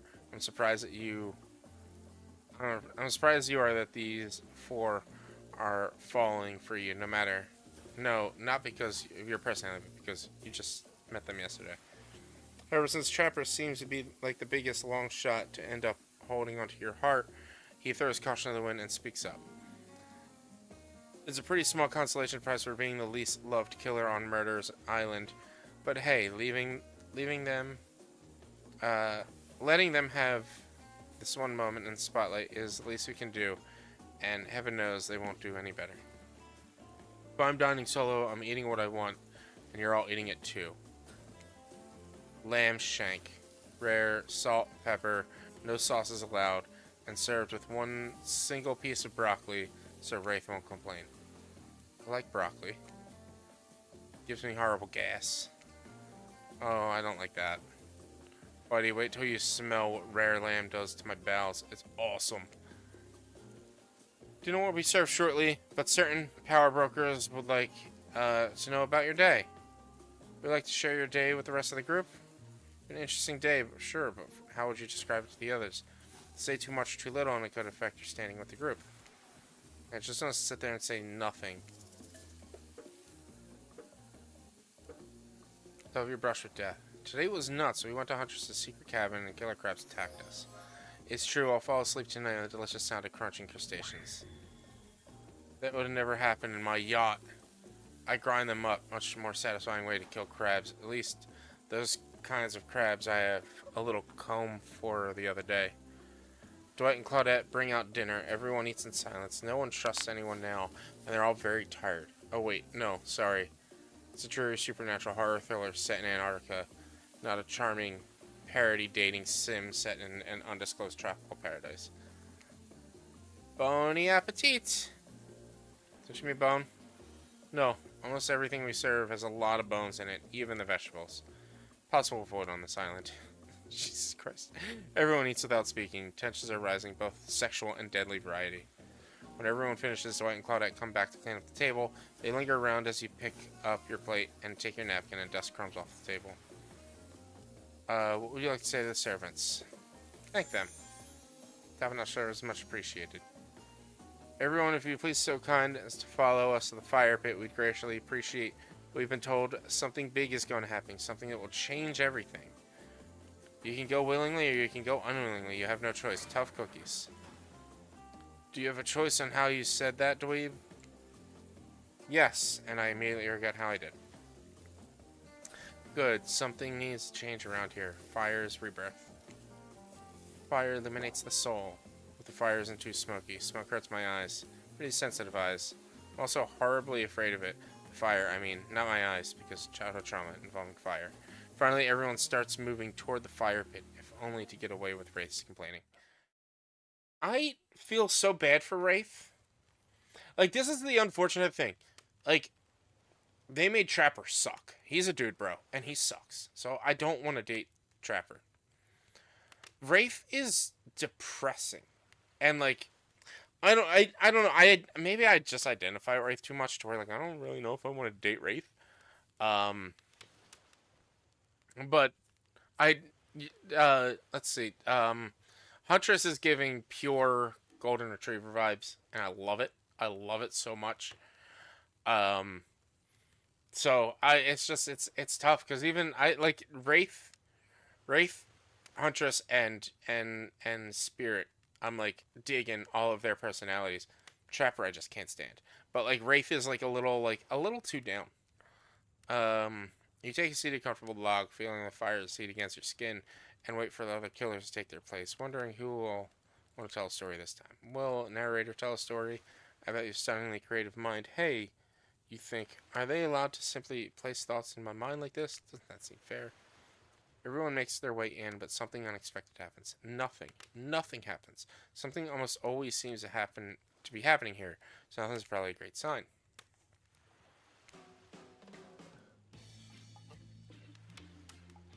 Oh, cool. Now that everyone's looking at you, so you know to do something.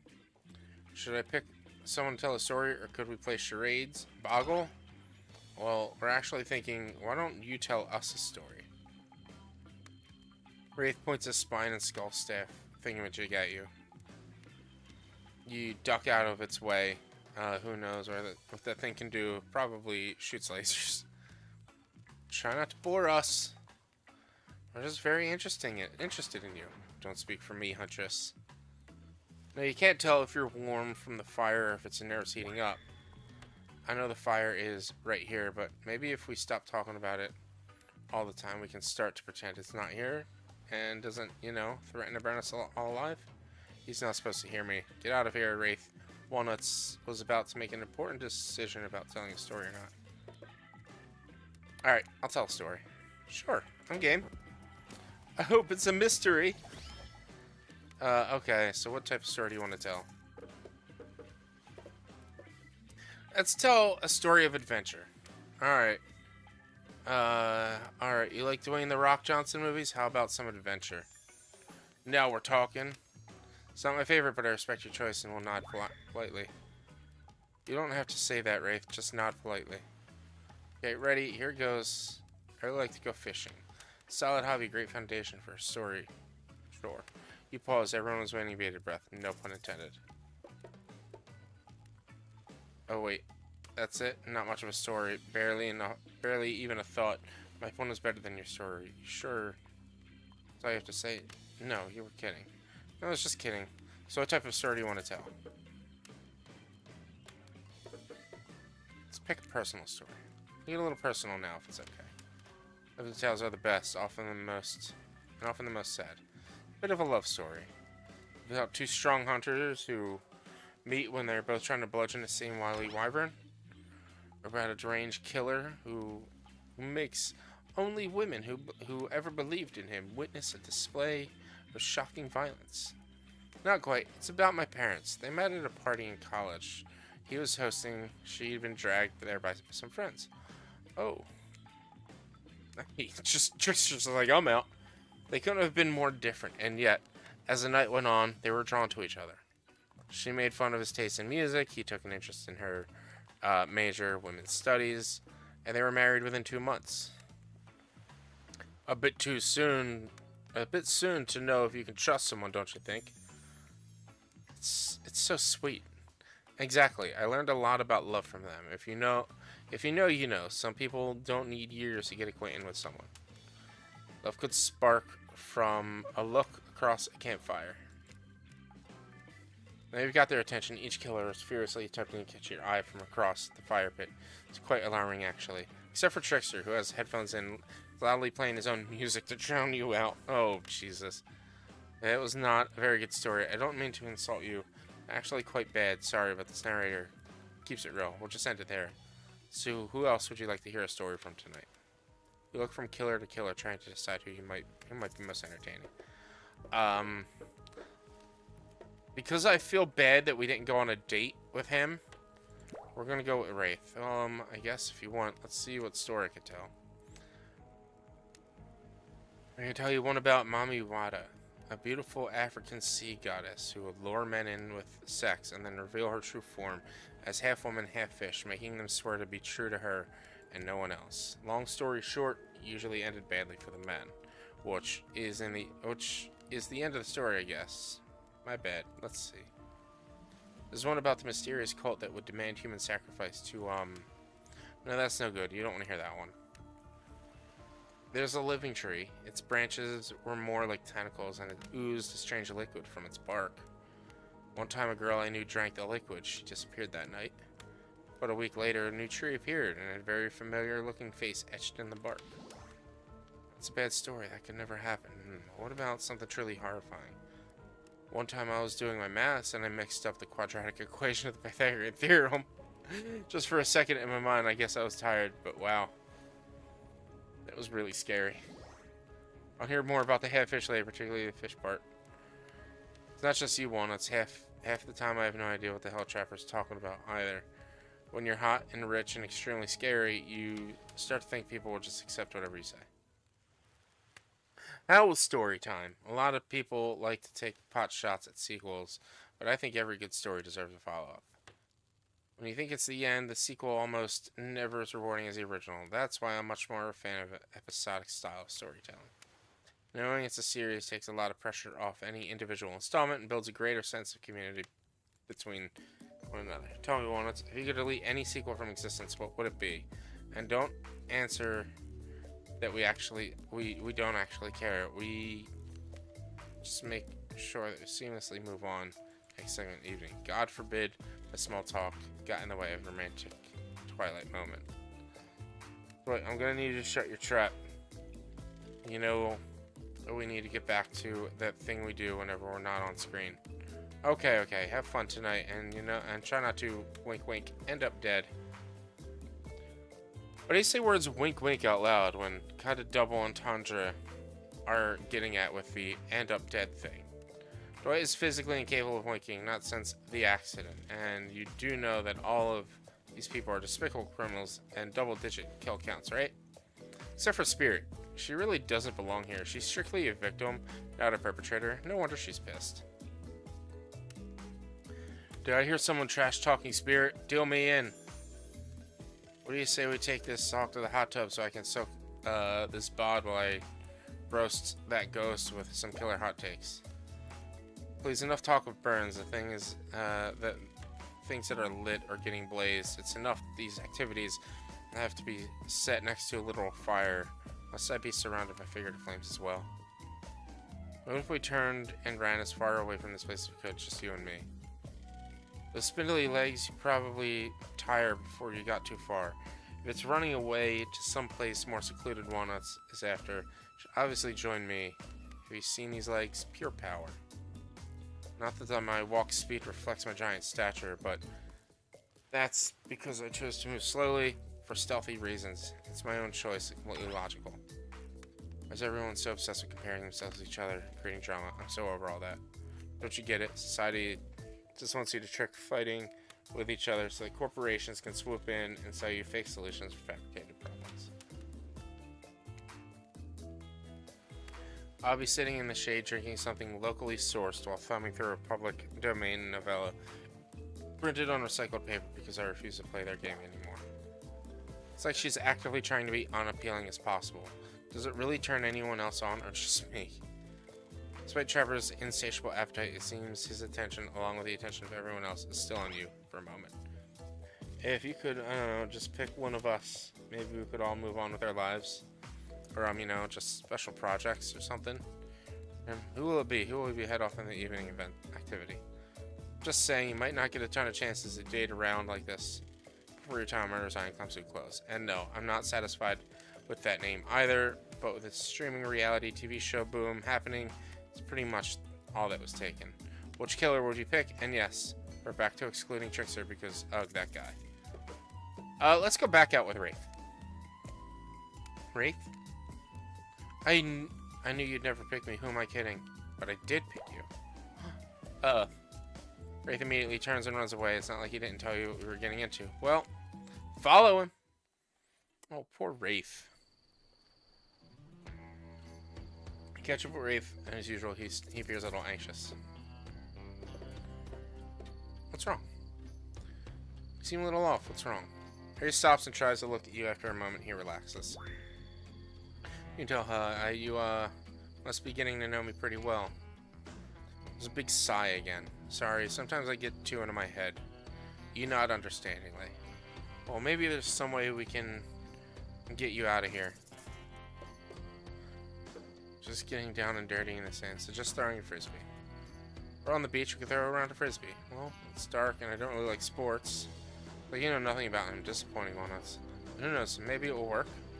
Wraith grabs a frisbee, looks at it like it's a moon rock or something, and tosses an absolute bullet right at you. You're so shocked at how absolutely sick that throw was, bro. You can really handle. In fact, you're so shocked that you duck out of the way an incoming disc instead of catching it. Thought you weren't good at this. Oh well, and it's really just a Bernoulli principle, the gyroscopic inertia of spinning disc. Talks to you for about 5 minutes before running out of steam and realizing you haven't walked off like any normal, sane person would have. Want to throw the frisbee back? I guess so. Suddenly nervous, you clutch a frisbee completely the wrong way and chuck it at Ray's direction, except it lands 20 feet away from him near the ocean. Ray smiles. Should you let me beat you?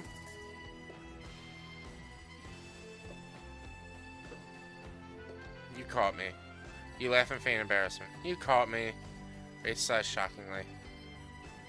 Yeah, caught you in a lie. But you were being honest about lying. How does this work? I feel like you should really plead your case here. The logic doesn't hold up. Too late. He's ready to move on. Can't hesitate. Wraith turns to you, smiling sheepishly. Well, this day went by so fast, but I guess it's over. Stan, why is it strange, beautiful weirdo? Gang's all together again in volleyball court. Seems like only yesterday you were sitting on the sidelines watching everyone get sweaty. That's because it was. Oi, feels like I've been here a lot longer than actually. It's so late that the sun already beginning to rise. Better get over with this quickly so, you can get some beauty rest. Do not recommend the eternal damnation of perpetual narrative. Good thing you've really used your time well since then. Really getting to know the gang, the brain, the mogul, the basket case, the psychotic bunny. You know the 4 types of people. Anyway, everyone is gathering at the volleyball court for a new type of game. Pitch your dream date and see who Walnut's chooses. Who's ready for round robin?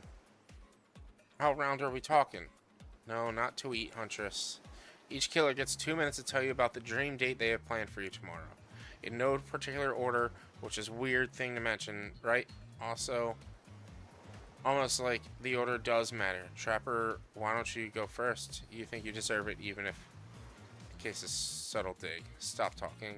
Trapper, without further ado, you make us uncomfortable by pushing the boundaries of what's acceptable only in polite society within a narrative of in-world event, and also a large meta-narrative of a Dead by Daylight dating experience. Sometimes you just gotta say it. Well, yes, thank you. I'd love to. So, Walnuts, you're thinking of picking me? Well, this is a final warning. Pick me and be punished and rewarded. Tomorrow will suck. What's up, Girth? I entirely forgot they made this game. Look, I'm having a blast playing this game. I will say there's a lot of reading, so it's rough because I'm a bad reader, but I'm having an absolute blast playing this game. It's so ridiculous. It's so over the top. I love it so much. Yeah, it's been a good time. It's been a good time.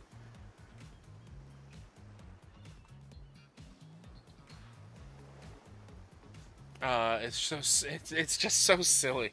It is. It absolutely is. Like I think I hate Trapper. I think Trapper sucks. But the other three, I'm like, I kind of want to date the other three. Right now, it seems like my romance is gonna be with Huntress because I keep picking the wrong options for Wraith, and it just seems like Spirit has absolutely no interest in me. Tomorrow will suck, probably. I'm not an easygoing guy. Easy guy to get along with, I know that. But I can tell you this much. I'm hiding a secret on this island that will make fans shit themselves with excitement. If you like Trapper, you're gonna love it. And if you're not a maggot, also, everyone, even confident sexy ladies in Revit masks, better stay the hell away from my yacht. Hit us, Spirit. Figuratively, damn it, Dwight. You gotta watch your words around these people. Tomorrow you'll spit in the face of God, die, and be reborn anew. That's it? If you're not intrigued by that, I don't want you. Go draw crayon art with Trapper or dig up whatever mysteries with Wraith. I don't know what these guys do all day. Do you want to at least specify which god you'll be spitting in the face of? All of them! Okay then, so hydrate tonight if you tend to go with Spirit. Wraith, I don't really... First, just tell Walnuts privately. I don't really know what's going to work with these game mechanics. I just whispered it to Walnuts. Wraith considers this for a long moment too long. It's fine. Without moving, Wraith lowers his voice, barely audible whisper. Tomorrow we have to find my bell. And then I can finally tell you what I've been working on. A really special kind of thing where we really bond. And maybe finally get off this island. Maybe we can go on a real date. You done? Is that it? Wraith nods prod. Great, Huntress. Why don't you take it from here? Tomorrow morning, I'm planning a nice atmospheric breakfast on the yacht. Don't worry, Trapper. Won't even know it's gone. What was that? Nothing. Go away. Then, boy oh boy, I've got such an adventure planned. It involves hunting for treasure. What kind of treasure we're looking for? Guess you'll have to pick me to find out. Let me tell you, it's premium stuff. Now, if you don't mind, I've got to start preparing because it's clear already that you're going to pick me. Confident, mysterious, I like it. And it's time for everyone. Gosh, you'll need to dream about these options that you're ready to choose in the morning. Now go dream all these swoon-worthy options.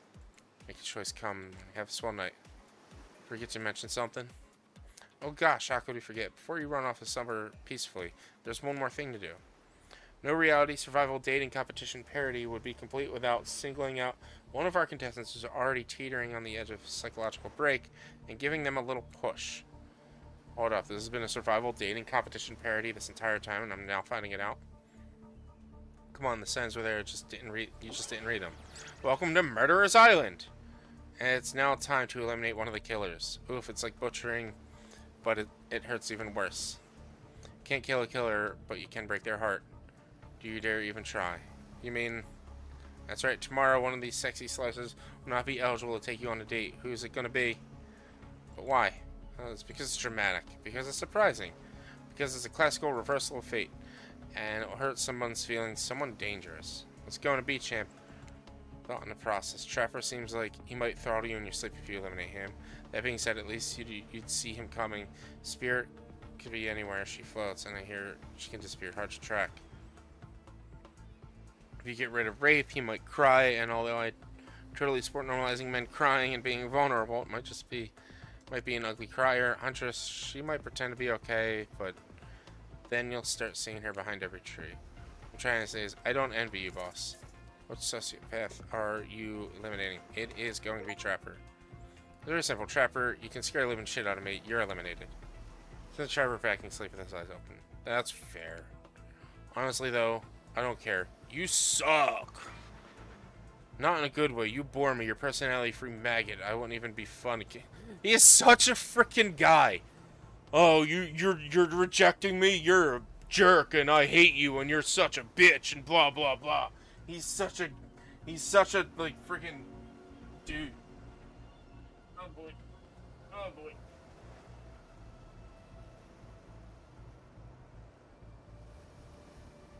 There we go.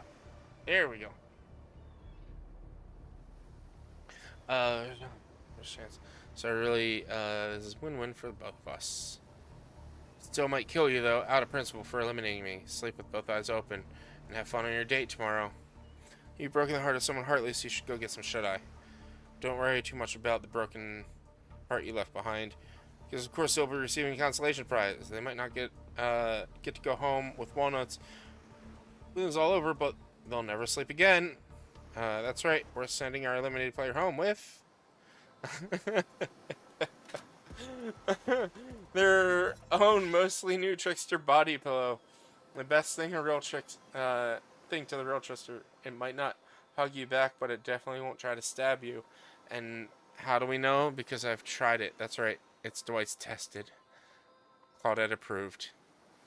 I hope you sleep well tonight, Walnuts. You're my hero for what you've accomplished. Sleep tonight knowing what you've done. No, not because of the guilt. I mean, knowing that you, a legit homicidal maniac who hates you so close by.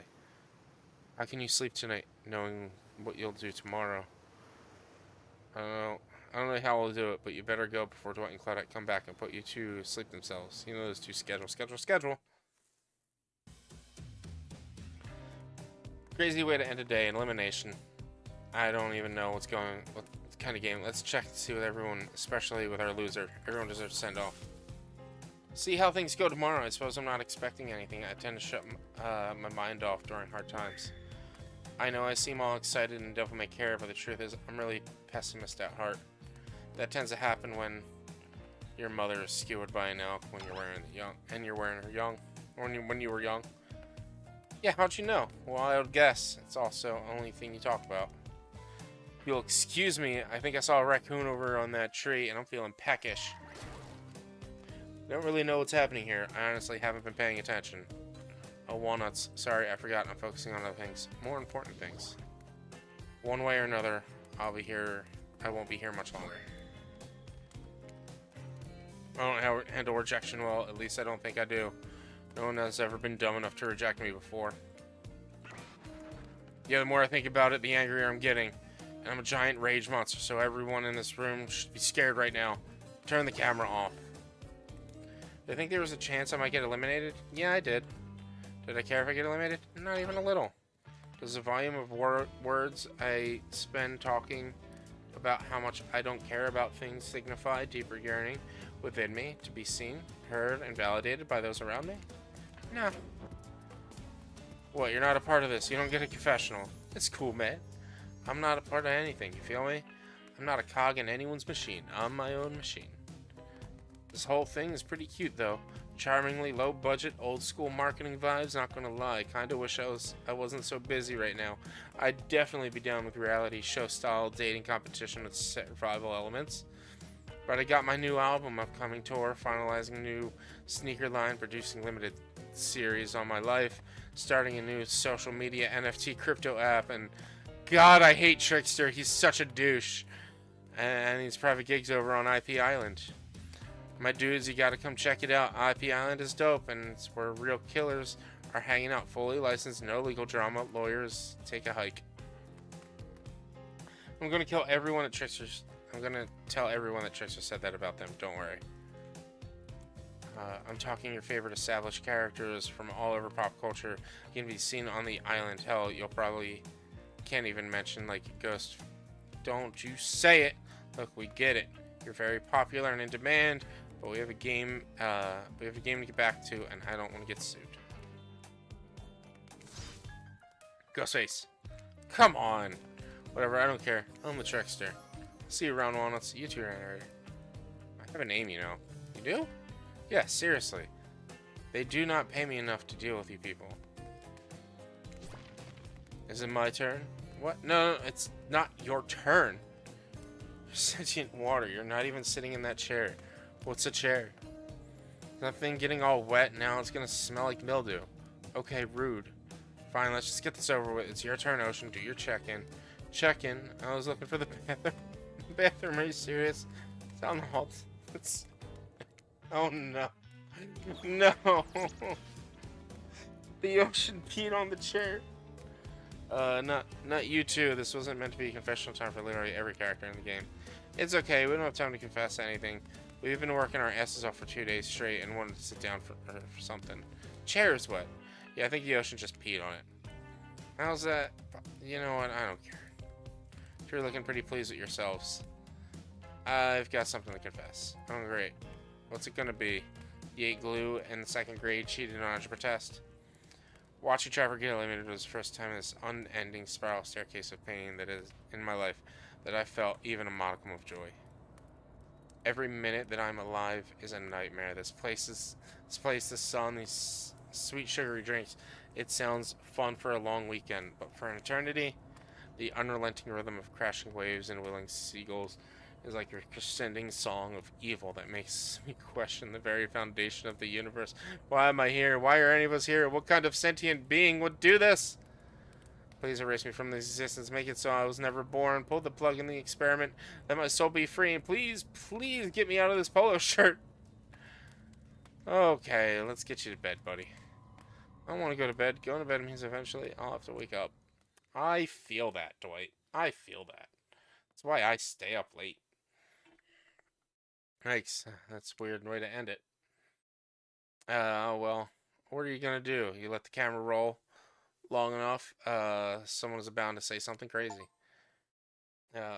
Anyway, seems like everyone's had their shot to annoy me tonight, so hit the hay and get some rest. Tomorrow's gonna be a doozy. Let's see. Well, let me. How many days in booked on you?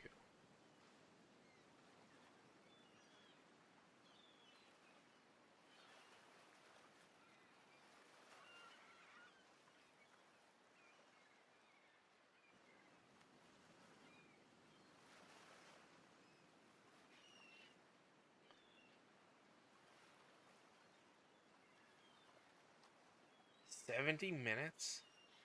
How did you get through this game in 70 minutes?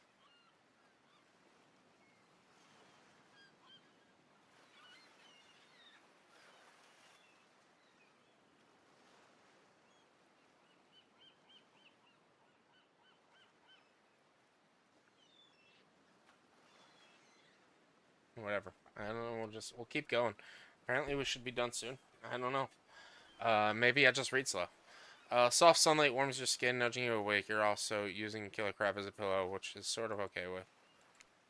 You pull your beach attire and splash. Pull on your beach attire and splash water on your face. Dwight and Claudette approach. Is that look of excitement or terror? Notice are stung flutters with butterflies. Someone's in love. Or you've been infected with zombie butterflies in your sleep. It has happened here before, but it's probably a love thing. It's time! Claudette gestures over the beach, where the killers all stand, flanked by tiki torches. It's a scene very reminiscent of a TV show you used to hate to watch with your ex. Suddenly, the message is clear. You're going to declare your affections for the killer in front of several other killers. Hey, isn't Trickster supposed to be here? We paid him good money to make some half-ass cameos in the show. She was aging out. Before they walk you over for a big moment, don't think we haven't noticed how kind you've been to us, Walnuts. Can't be easy being thrown to a mysterious island for seemingly no reason, surrounded by terrifying killers, trying to manage your most primal impulses, murder and making out. And you've kept a cool head and treated us, your friendly island host, with dignity and respect. So, don't tell anyone who told you this, but Claudette and Dwight look around spiritually. Just a little hint for you going forward: don't try to go all the way with a killer who isn't into you. Relationships are two-way streets, and if you don't have the green light in the other direction, you might end up in the friend zone. Friend zone, that doesn't sound so bad. Where do you think you are exactly? Dead by Daylight doesn't do friends. These are killers and survive. There are killers and there are survivors, and I'm afraid we can't say more. So who's into me? Claudette and Dwight look around conspiratorially again. Well, seen sparks flying between you and Huntress. Saw her whittling a little figurine of you last night while everyone was asleep. So you're ready? Of course you're not, but too bad. We're on a schedule. So it's gonna be Huntress then, because she's into me. Yeah, I had a feeling these two weren't into me. Make your way over the row of hotties. Claudette and Dwight stand off on the side. It's been 48 hours and there are clearly sparks in the air. It's not talking about this rusty chainsaw, though. I do recommend staying away from those sparks. It's time for newcomers to confess their love. Wait, I have to drum roll for this. No, you won't. You don't. But who cares? Walnuts. Who do you choose for your solo date? At least do the flower thing. The flower thing. But I thought we agreed to keep that between us. No, that flower thing. No, not that flower thing. The thing where the suitor gets a flower is symbol of contestant's love and affection. Alright, I suppose, but no roses. They're such a cliche at this point. Well, that's good, because I tried to pick a rose and I got an ouchie, so I settled for these. Beautiful. You've done good, Dwight. It's a lovely bouquet. I hope Dwight saves some of these for Claudette. They're right. They're a thing, right? You're getting that vibe too? Just me? Sorry. Walnuts, who do you select for the flowers to spend your day with today? It's gonna be Huntress. We're gonna go with Huntress. She gives me... Huntress gives me, like, Golden Retriever, Dommy Mommy, Carlac vibes. And that's why I'm loving her so much, I think. Your turn to Huntress. Turn to Huntress. She's never looked more appealing. Her captain dress ruffles behind her in a light morning breeze. A seagull lands on her shoulder, and she's beachy cartoon princess. She snaps a seagull's neck and stuffs it somewhere under her flowy dress. Probably safe for lunch. She can't help but hunt. Huntress, I choose you. Let's spend the day together and we see if we think a future is possible for our love. Me? Really? Huntress throws her hands up in the air like a bear and gallops toward you. At first you think she might swipe at you with her gigantic hands and knock your life out of you. Instead, she scoops you up into a hug and takes place by your side. And she just stuck her tongue out at the other killers. Sometimes an immature move is the right one. Sure to be a fun day. We'll be here not getting to really participate, even though survivors matter too, while you go off and have a grand old time. Yep, just Claudette and I hanging out, no one competing for our love, wondering what we did in past life to end up embroiled in this unrelenting misery. But go, have a blast. Just eagerly leads you to the yacht to begin your romantic day together. You have to admit, warm, salty air on your skin, sounds, crashing waves. It's a pretty perfect morning. Just you and Huntress. Hey, cuties. Oh, Ocean's here too. You know that I'm teeming with flesh-eating bacteria and dead bodies. Pesky Ocean always killing the thoughts you turn Huntress. You sure you're okay here on the ocean? And I know you don't like to be out in the open. Something about being here with you makes me feel safe. Oh, you both sit down and beautifully set a table on the deck of the boat. Widespread of mouth-watering breakfast goodies are arranged in front of you. Can we get you anything? You look a bit green. I get extremely seasick. And tricks her to replace all the islands Dramamine with party drugs, so... Wait, how did they get here? Weren't they just on the beach consoling the rejected killers? There are more than two of them? You motion one of them over. We'll both take a screwdriver. Hold the orange juice. Of course. Hey, can you play this particular song for us to set the mood? You hand Dwight a piece of paper with a song title written on it. Sure, though, I doubt Trapper has it in his vinyl collection. Soon the haunting melody, the old Russian lullaby, streams through the yacht's expensive stereo system. Sounds like something Huntress may vibe with. Very clever of you to request it. The boat rocks as though to the rhythm of the song. The eerie, melancholy mood is really quite romantic. Breakfast has never been this intimate. You reach out and touch Huntress's hand, when suddenly a bellow scares you. You knock your freshly poured flute of straight vodka into the pristine deck. It's Trapper. He's screaming at us from the beach. Look at how tiny he looks from all the way out there. Huntress squishes his head between her fingers like a child and giggling. Damn you both, those chairs you're sitting on are worth more than your lives. Get back here. He's not wrong. Hey, Claudette, take us out further? Hi, Captain. Can she drive a boat? Guess we'll find out. Alone again, nothing but the call of seagulls and the ominous shadow of the creature lurking beneath the waves. I have something for you. For me? Huntress reveals a package wrapped in bloodied apron. You clap your hands like a kid on her birthday. Her playful attitude is rubbing off on you. It's just a little something, a gift. It didn't cost me anything because I made it myself. It's something shiny. No, silly. Shiny things aren't made. They're stolen, duh. This is handcrafted. I saw you admiring my mask and figured, here you go. Oh, she made me a mask. It's perfect. You put it on, it fits you like a face glove. You gaze at Huntress through the eyes of the mask. A swell of emotion surges through you. One has become two. Rabbits be multiplying even in mask form. Let's go back to my place. She downs her screwdriver. Oh my. The tension is palpable as you enter the cabin. You could cut it down with a hatchet. Give me a break. It's day 3 killer jokes. The narrator only has so much mojo. Huntress sits you down at a clattered table in the kitchen. You notice the blood stains that have crept into every nook and cranny of the wooden planks. That poor creature died on this table. Did they suffer? What do you care if they suffered? Get back in the ocean, Ocean. Stop backseat omniscient narrating. Words. Stay here. Don't move a muscle, or I'll hear it. I can hear any mammal's tendons creak as they stretch. It's a gift and a curse. I'll be right back. Alone in the cabin. What do you do? What do you do?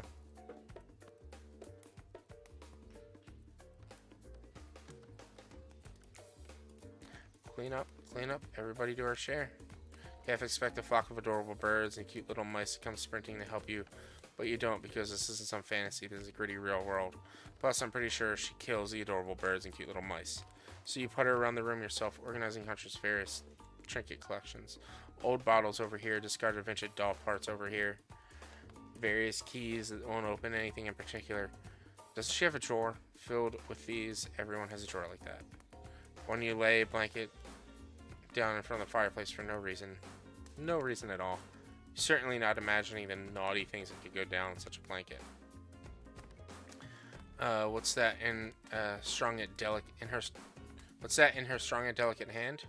Reach out for her, longing to stroke her blood-matted hair and scrunched up shoulders. Thought we could get warm by the fire. She likes it. She wags a finger at you, bunnalicious smirk on her face. Not so fast. Remember when we walked about how there's more going on here? Talked about how there's more going on here? You nod like a little idiot. Well, now I know there's something up. The other night, while you were sleeping like a cute little baby, I snuck into each of the other killers' lairs and saw them with shiny objects that they've been stealing from me. I think they're connected somehow. Maybe it has to do with the symbol. I tried to go back last night, but something blocked me from picking up any of the objects. Someone or something knows I'm onto them. I think if you try, it might work. What do you say? Will you help? Yeah, I'll help. Globetrotting treasure hunt on a level of a Nicolas Cage masterpiece. You can definitely count me in. Let's go. I'll be your guardian angel. You never know. So other killers might pop up. You grab Huntress by the hand and practically trip over your own feet on your way out the door. Feels good to have a quest. Thrilling. But part of you is just wondering how quickly you can get through this and impress Huntress.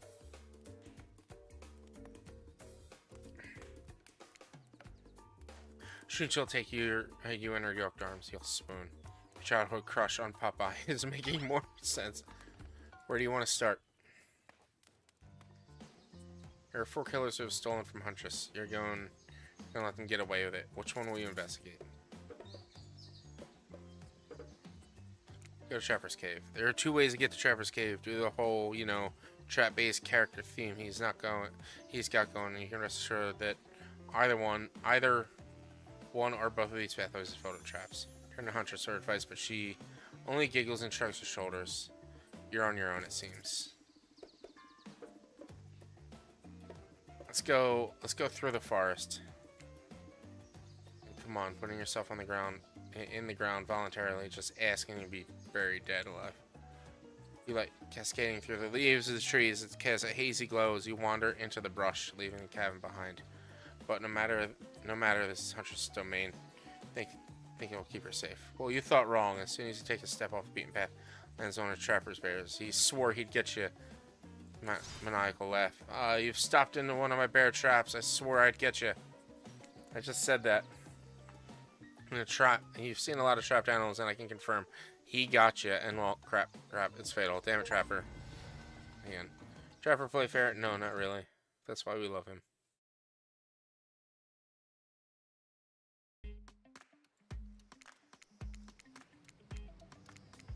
Oh boy.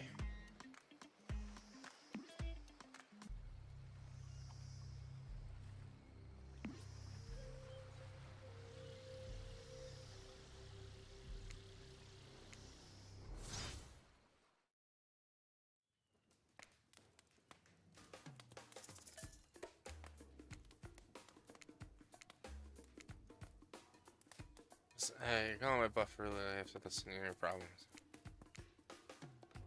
Smart to get into it with no accountable. She kills Anna. Command.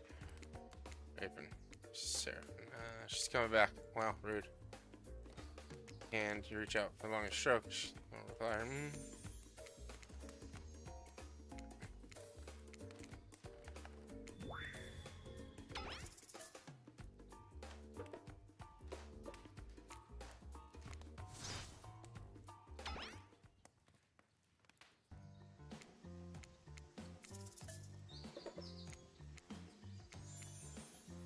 So we'll go underground. Huh? Sounds secretive. No one can stop you if they can't see you. That's it. Unless you can't hear you scream, and nobody will need to waste time by burying you if you're already underground.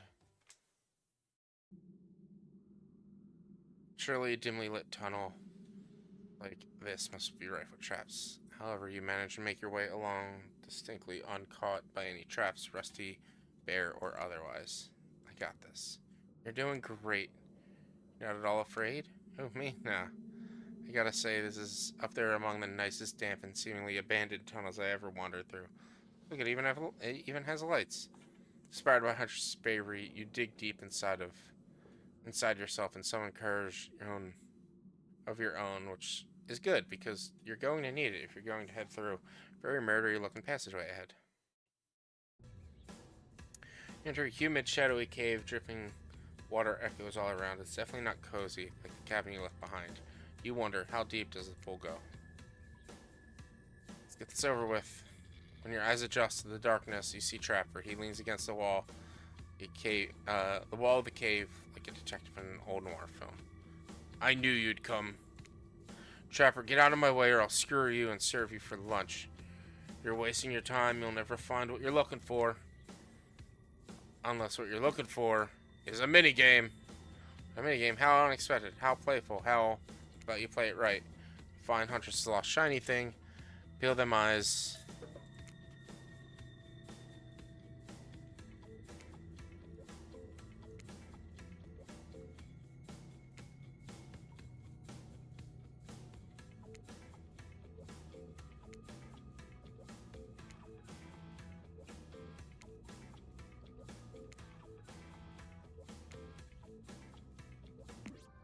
You did it, you found my lost shiny object. I'm so grateful.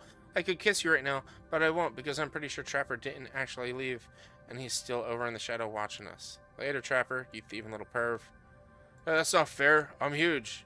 Come on, Walnuts, let's hurry to the next place. A pen.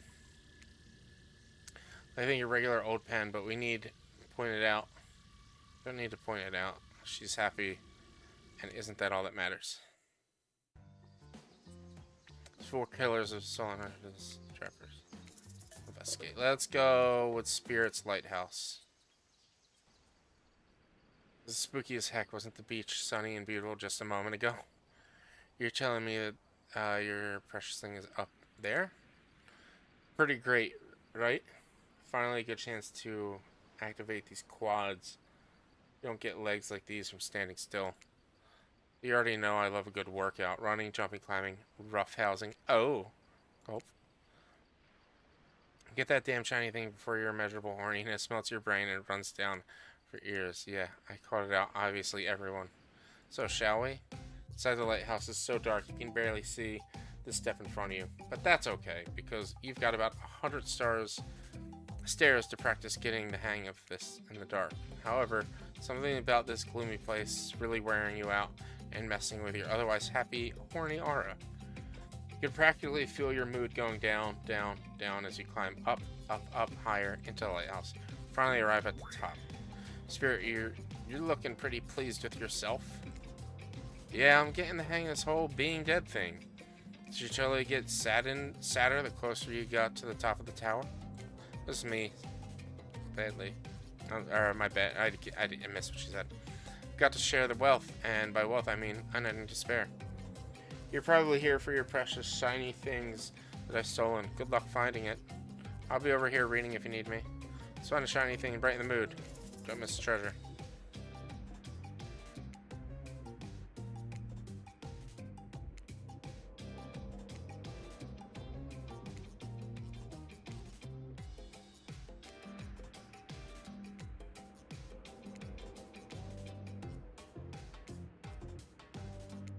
Yes! You're really going a long way to prove your dedication to me. I know you'd notice, right? You can see the raccoon lick itself from 200 yards away in a pitch of darkness. I definitely see you working that little butt off for me. That's a bottle opener. Fancy item, whatever. Real team player. Hey, no, stop. Spirit doesn't even look up from her book. I think you'll be fine. Just peace out. Traverse dank little hideaway. There's no going back. You can check off the lighthouse. Let's go to Wraith's Cosmic Dump. When you arrive at Wraith's oddball hangout zone, you immediately understand why they call it the Cosmic Dump. Obs. It's as if there are items and elements from all over the universe in this space. Also, it's a damn mess. It's 10:30. Okay, I think we're almost over.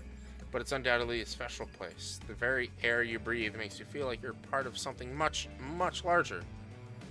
Go and hunt us some lunch while you find the object. You'll know it when you see it because it's extremely shiny. How long have you been standing here? Are we ever really there? I don't have time for existential crisis today, Wraith. Huntress and I are totally gonna get it on soon, I think. I hope. Look, I need to find a special object that you have hidden here. You stole from Huntress and she knows it. And to figure out this whole thing too, huh? Come check this out. Bit of a subject change, but sure, it's Wraith we're dealing with after all. Wraith leads you to a telescope. Through it, you can see far off island in the distance. Holy smokes, is that? Sorry, I actually have no idea what that is. Would you mind filling me in? It's IP Island, where all the coolest killers from intellectual properties that we're legally obligated not to mention by name hang out and party with Hollywood celebs and Silicon Valley moguls. That's not even all. Zoom in over there. It's Ghostface. Is that Ghostface? Said not to name them. Jeez, now I'm gonna have to clear the rights. You have no idea how much my lawyer charges by the hour. Sorry, he just kind of popped up. I'm telling you, something crazy's going on here.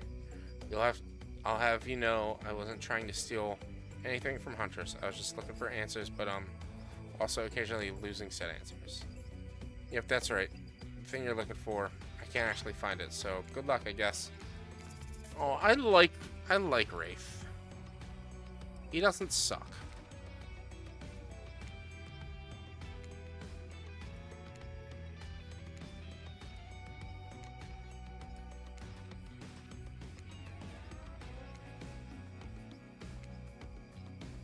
Pair of glasses on the ground, quickly grab them. You found it! So shiny! I knew you could count on you, Walnuts. It's saying something because I literally never learned to count on any count via any traditional system of numbers. Let's get out of here. There's Dwight's glasses. Oh, glasses really mean something special, but a lady like Huntress deserves whatever she wants. You spend a moment imagining Huntress with glasses. She'd wear them over the mask or under. Yeah, it's not some junk. Those are my reading glasses. I just subscribe to highlights.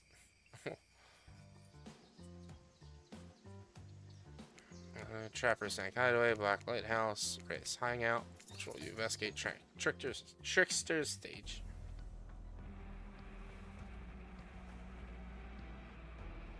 You arrive at Trickster's stage, but there's no one here. Not Trickster, not an audience, not anybody. Nothing eerie than an empty concert venue.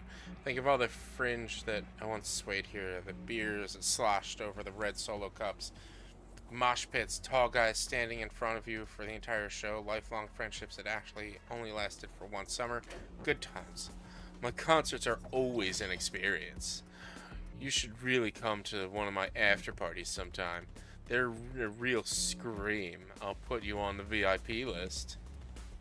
I prefer acoustic Russian music. I'm sorry. Belakia like music. I don't know. Trickster. Trickster. I've never listened to your music, and I think sampling the sounds of people's screams is very been there, done that. Hey, no one talks to the Trickster like that. And how do you know about my samples? Somebody's obviously a much bigger fan than they're letting on. Show me where Hunter's shiny, mysterious object is, or I'll wipe that grin off your face with a chloroform-drenched rag. Way to harsh the mellow. Deranged violence and torture is only cool when I do it because it's my commentary on a shallow society, and I make it look sexy as hell. Your thingamajig is that way. Trickster backs away, and you resume practicing an intricate dance routine. The way you stood up to the bootleg Backstreet Boy just now, wow. If I feel so strong and stable on my feet, I'd swoon, but I just wouldn't be believable. Find me the shiny thing.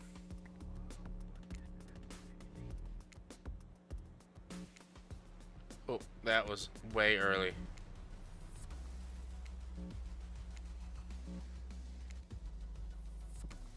Oof. You did it! Your ability to find unfindable is quite uncanny. Natural hunter, I must say. Think you might be able to find your heart? I would hope so. It's very important to locate and remove all the internal organs of your prey as soon as you fail them so the meat doesn't spoil. It's another coin. Well, what's this? You found a gold coin. That was fun and scary. Glad to see the other killers are taking their heartbreak in stride, more or less. And you get a really nice tour of some of the island's lesser-known haunts. Boom, still got it. We make a good team, you and I. What can I say? I appreciate a fine collection. Now that yours is back in order, maybe we head back inside to appreciate it? And you collect a certain other special gift I've been meaning to give you. Special gift? Is it shiny? Suppose it could be if you oiled it up enough. I'm gonna be gross. I'm gonna be sick. When you enter the cabin, it's dark, barely lit, deep shadows stretching from wall to wall. Somehow it manages to be a little bit terrifying, but also a little romantic. But you barely even notice. You've got other things on your mind. Oh my! You're practically undressing each other as you walk through the door. Mine's elsewhere. Neither of you realized that the door was wide open already. You were incredible. Every time you found one of those objects, my heart beat faster and faster. Your nimble hands, is there anything they can't find? Fireplace is crackling, your heart is pounding, the smell of cinnamon is in the air, but wait. Who's that? Who is that? Huntress quickly pulls her beach cover back on. My darling.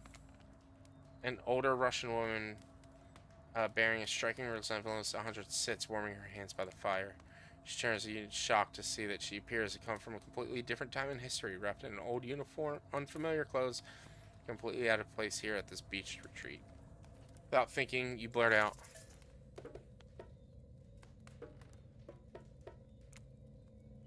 "Who's this? And when did I add whatever that Russian was to my vocabulary? This sounds really to me. I don't know who I am. What you expected my elk wounds would carry over to my ghostly form, and the gods have smiled on me and cleaned me up. She must be in a decent mood if she's ignoring the fact that you're dropping ox bombs all over the place." Huntress chuckles nervously. "Hi, Mama." Claudette and Dwight burst in like they're in a prank video. "I bet you weren't expecting this date to include meeting her mom. What? Hey, Huntress, how do you feel about your dear old mom coming to interrupt your date?" Huntress throws a hatchet directly at the two survivors. It skewers a wall between them without another word. They quickly scurry away. Good girl. Huntress turns to you. I hope this is alright. Of course. Of course it's okay. I give great parent. What? I give great parent? Huntress breathes a sigh of relief. It's just not the mood I thought we were coming back to, but I'm here now, and I'm in it. I'm ready to meet your mama. Thank goodness, because my mother is the only person, most important person in my life. We Russians invented tea. Did you know that? Mama Huntress shoves a cup in your hands as you drink the tea with her. The air becomes warm around you. You and Huntress and her mother sit by the fire, exchanging stories and anecdotes.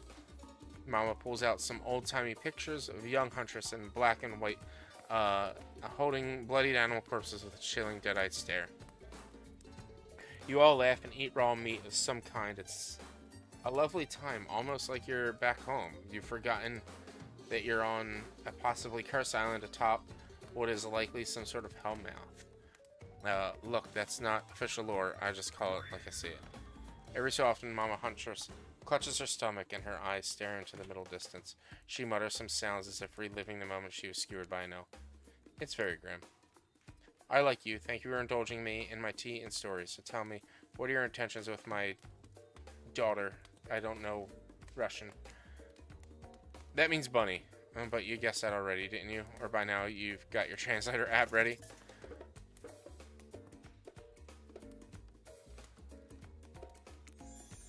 Start a family there. All that's on mind is family.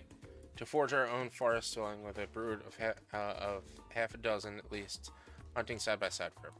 Mama Huntress smiles at you. She reaches into her bloodied cloak, pulls out a handkerchief with a flower on it. For you, the one worthy of my Anna, use it to clean your hatchet of viscera. You take the handkerchief. It's soft and smells of spices. I'll take good care of this. You point to Huntress. Her, on the other hand, she can take care of herself. Huntress is ecstatic. You've won over Mama. No easy task. My time on this plane is coming to an end. The weird magic from the Ghost Girl's Blacklight House won't keep me here for long. I don't want to get into logic of this, but yeah, the Blacklight House can bring ghosts back to life. If you're still here, you don't have to believe anything. It was Spirit who brought you back? I'll have to thank her. Huntress' Mama begins to fade. Huntress cries. You can picture her at 6 years old, lying over her mother's dead body. I'm keeping my good eye on you. If you break her heart, I will send Baba Yaga after you. You try to chuckle good-naturedly, but you should really be afraid. Baba Yaga is no joke. We play shuffleboard every Thursday, and she's absolutely ferocious. Bye. Safe journeys. Bye. Safe journey home to the realm of the spirits. Mama Huntress fades away, leaving you and Huntress alone again. Not a second later, Claudette and Dwight storm back in. Never alone for too long on this island. Time for a dramatic scene between the two lovers. Shall we adjourn to the forest clearing for ambiance? You and Huntress stand holding hands in the forest clearing, and Dwight and Claudette watch your interactions closely. Too closely. I have really loved hanging out with you. I think it's time. Time for... Oh, okay. I'm ready for this. Time for you to call me by my real name, like my mother does. Will you call me Anna? Oh, yes, of course. I think Anna is a beautiful name. And you're a beautiful person, Anna. Walnuts, do you know what I'd like to do with you? Do right now with you, beneath the moonlight? Feeling closer to you than ever before, and there's nothing I'd rather do with you right now then. She averts her eyes. Does she mean what she thinks you think she means? Nope, she's looking right at Dwight and Claudette. Chop up these two fools with you? Absolutely. My hatchet is as sharp as my laundry. Let's get bloody. It was a gruesome scene as you and Huntress go to town on the two innocent survivors who just wanted to help you guys out. We were being forced to help you. I can't hear you on account the congealing blood in your mouth. Oh. Once you've made quite a mess of the survivors, you and Huntress look at each other with manic eyes. Shall we return to the cabin? I'd love to get you out of your beach wear into something a little less there. Thought you'd never ask.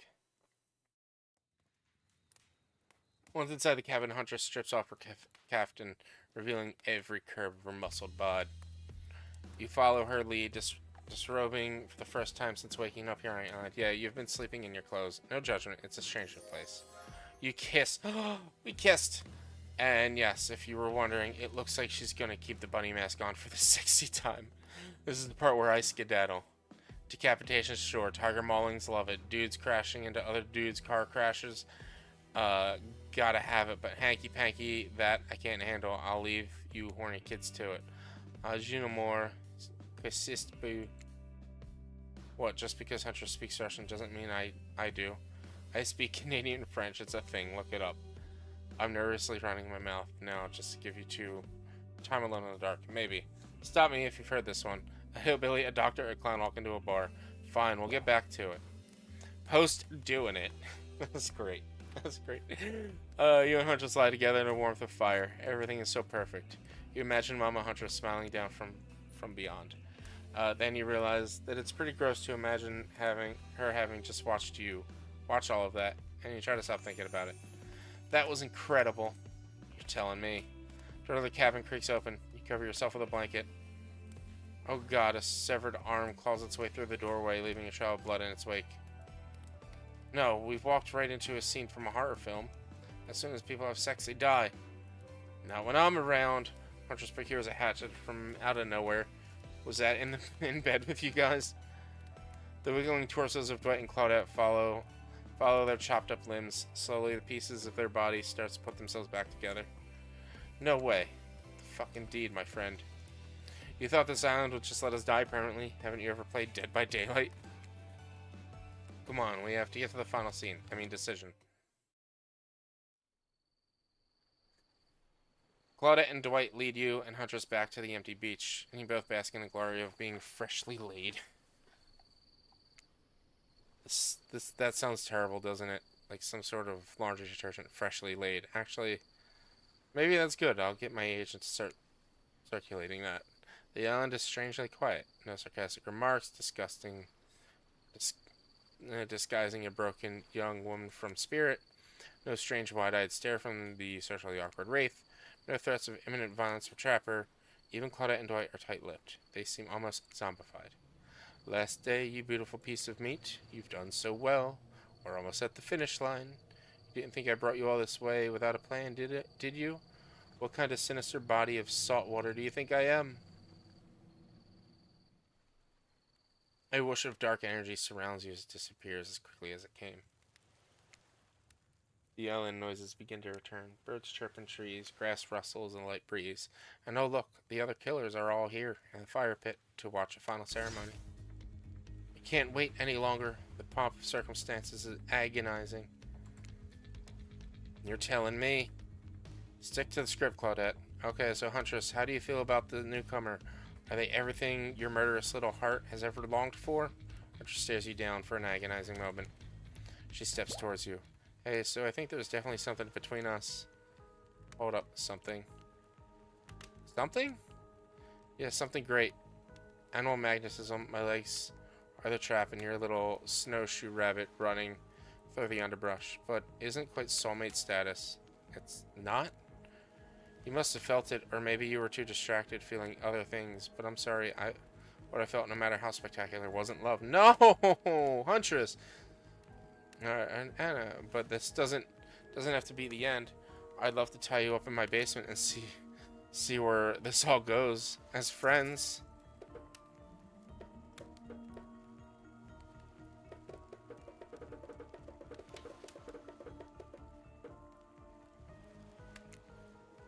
A little bit of bondage, I'm down. You'll bring me like food and water and warm clothing, right? Sees nothing but a blank stare from Huntress as she ties the rope tightly around your neck. Oh, so tight. Soon it's so tight that you lose consciousness. When you wake up, you're in total darkness. The floor is cold and damp beneath you, Huntress' basement. You never truly know Huntress' love. Well, not her shared among peers who viewed each other as equals love. Instead, you'll get to the kind of love that she had for those child-sized skeletons in her basement. I'm sure she'll take care of you, though. Like 34% sure. So my precious killers lived happily ever after, as they should, learning to love themselves first and foremost, while it's trapped in the running cycle of torture and design. Wait, did I just spoil my true identity? I made it this far. You should probably know that that you'll have to play again to find out more. Goodbye, Juan. See you again later. And again, forever.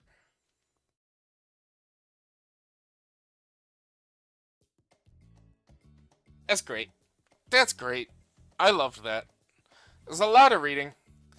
Um, it might make a return in future spooky streams. Probably not spooky streams, except for at minimum. Next what's it called? Next year. Um, but I'm probably not gonna stick with it for consistent streams. Probably just every Valentine's Day, do a different course, do a different playthrough, try to romance somebody else. We'll see. Well, that was absolutely great. I absolutely loved that. It was silly. It was silly and it was fun. Um, Excuse me. So yeah, sorry we started late, but I mean we didn't really run too late. It still ran 3 hours, and it's just before 11 o'clock, which is nice.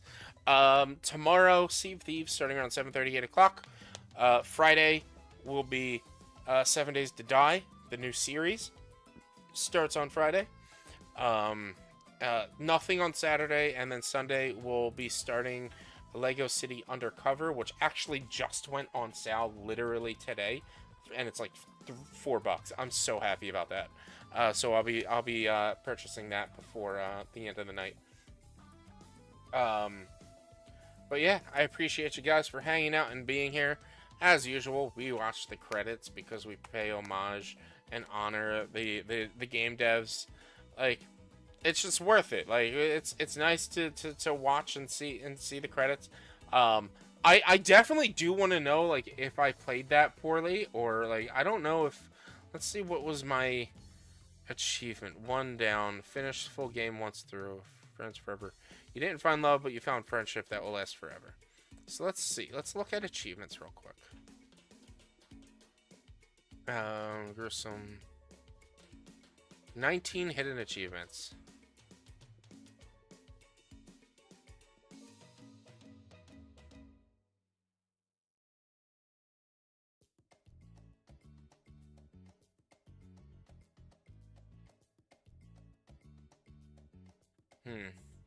I don't know. Um, I don't know if that was like the only ending for her, or if there's separate. There's like endings for each character, I think. Oh yeah, I've had this game since August. Uh, it's great though. It is great though. Oh boy, look at all the I don't know. I don't know if that was supposed to be like that. Thank you for playing. But yeah, I appreciate you guys for hanging out and being here. It was fun and silly, and my little silly, spooky, Valentine's Day stream. That was for our subs for January, which we got 12 subs in January, so we do a spooky stream, and we're doing Lethal Company. Lethal Company will be next Tuesday. I'm going to start reaching out to streamers and seeing if anybody wants to join me for that. Going to reach out to a couple of people and see if anybody wants to join me, and I need to set up mods, because we're gonna most likely have like the more company mod or whatever it is, to have the bigger company, the more people playing and stuff like that. So yeah, it's gonna be a good time. But we'll be starting Lego City Undercover on Sunday, probably like a 4 or 5 hour stream, 5 or 6 hour stream, something like that. I'm leaning not long streams, but mid-sized streams, because I do want to beat that before Final Fantasy comes out, because I'm definitely getting Final Fantasy. So if we start Lego City Undercover, let's look at the date. The plan is starting Lego City Undercover on the 18th. We should have that beat by Tuesday the 27th. And then Final Fantasy comes out on the 29th or the 1st, something like that, or 20. It comes out sometime that week, so I'll probably do a bonus stream on the 1st, to start it, to play it. I have to figure out when I'm gonna play that. Actually, I haven't figured that out yet, but I do hope to have Lego City Undercover beat by next Tuesday. And I think it's possible. I think I read it's only about 20 hours, something like that. So for like five or so hours on Sunday, 3 or 4 hours on Monday, and then 5 hours the following Sunday. We're already looking at like 13, 14 hours right there, and then 4 or 5 hours on Monday and Tuesday. We'll figure it out. Figure it out. Um, but yeah, I appreciate you guys so much for hanging out and being here. It was a blast. It was like such a good time. I hope you guys enjoyed it. It was silly. This game is absolutely goofy and silly, and I loved every bit of it. Um, I'm sure if you're Dead by Daylight fans, you get a lot more of the references and you might enjoy it a little bit more. I love the idea of IP Island because it's like they had rights for all of those IPs originally that they don't no longer have anymore, so they weren't able to actually put them all in. I guess except Ghostface, they were able to get the rights for Ghostface. Um, but that was just a good time. Oh man, I didn't even write out when they ended their stream. Let's see.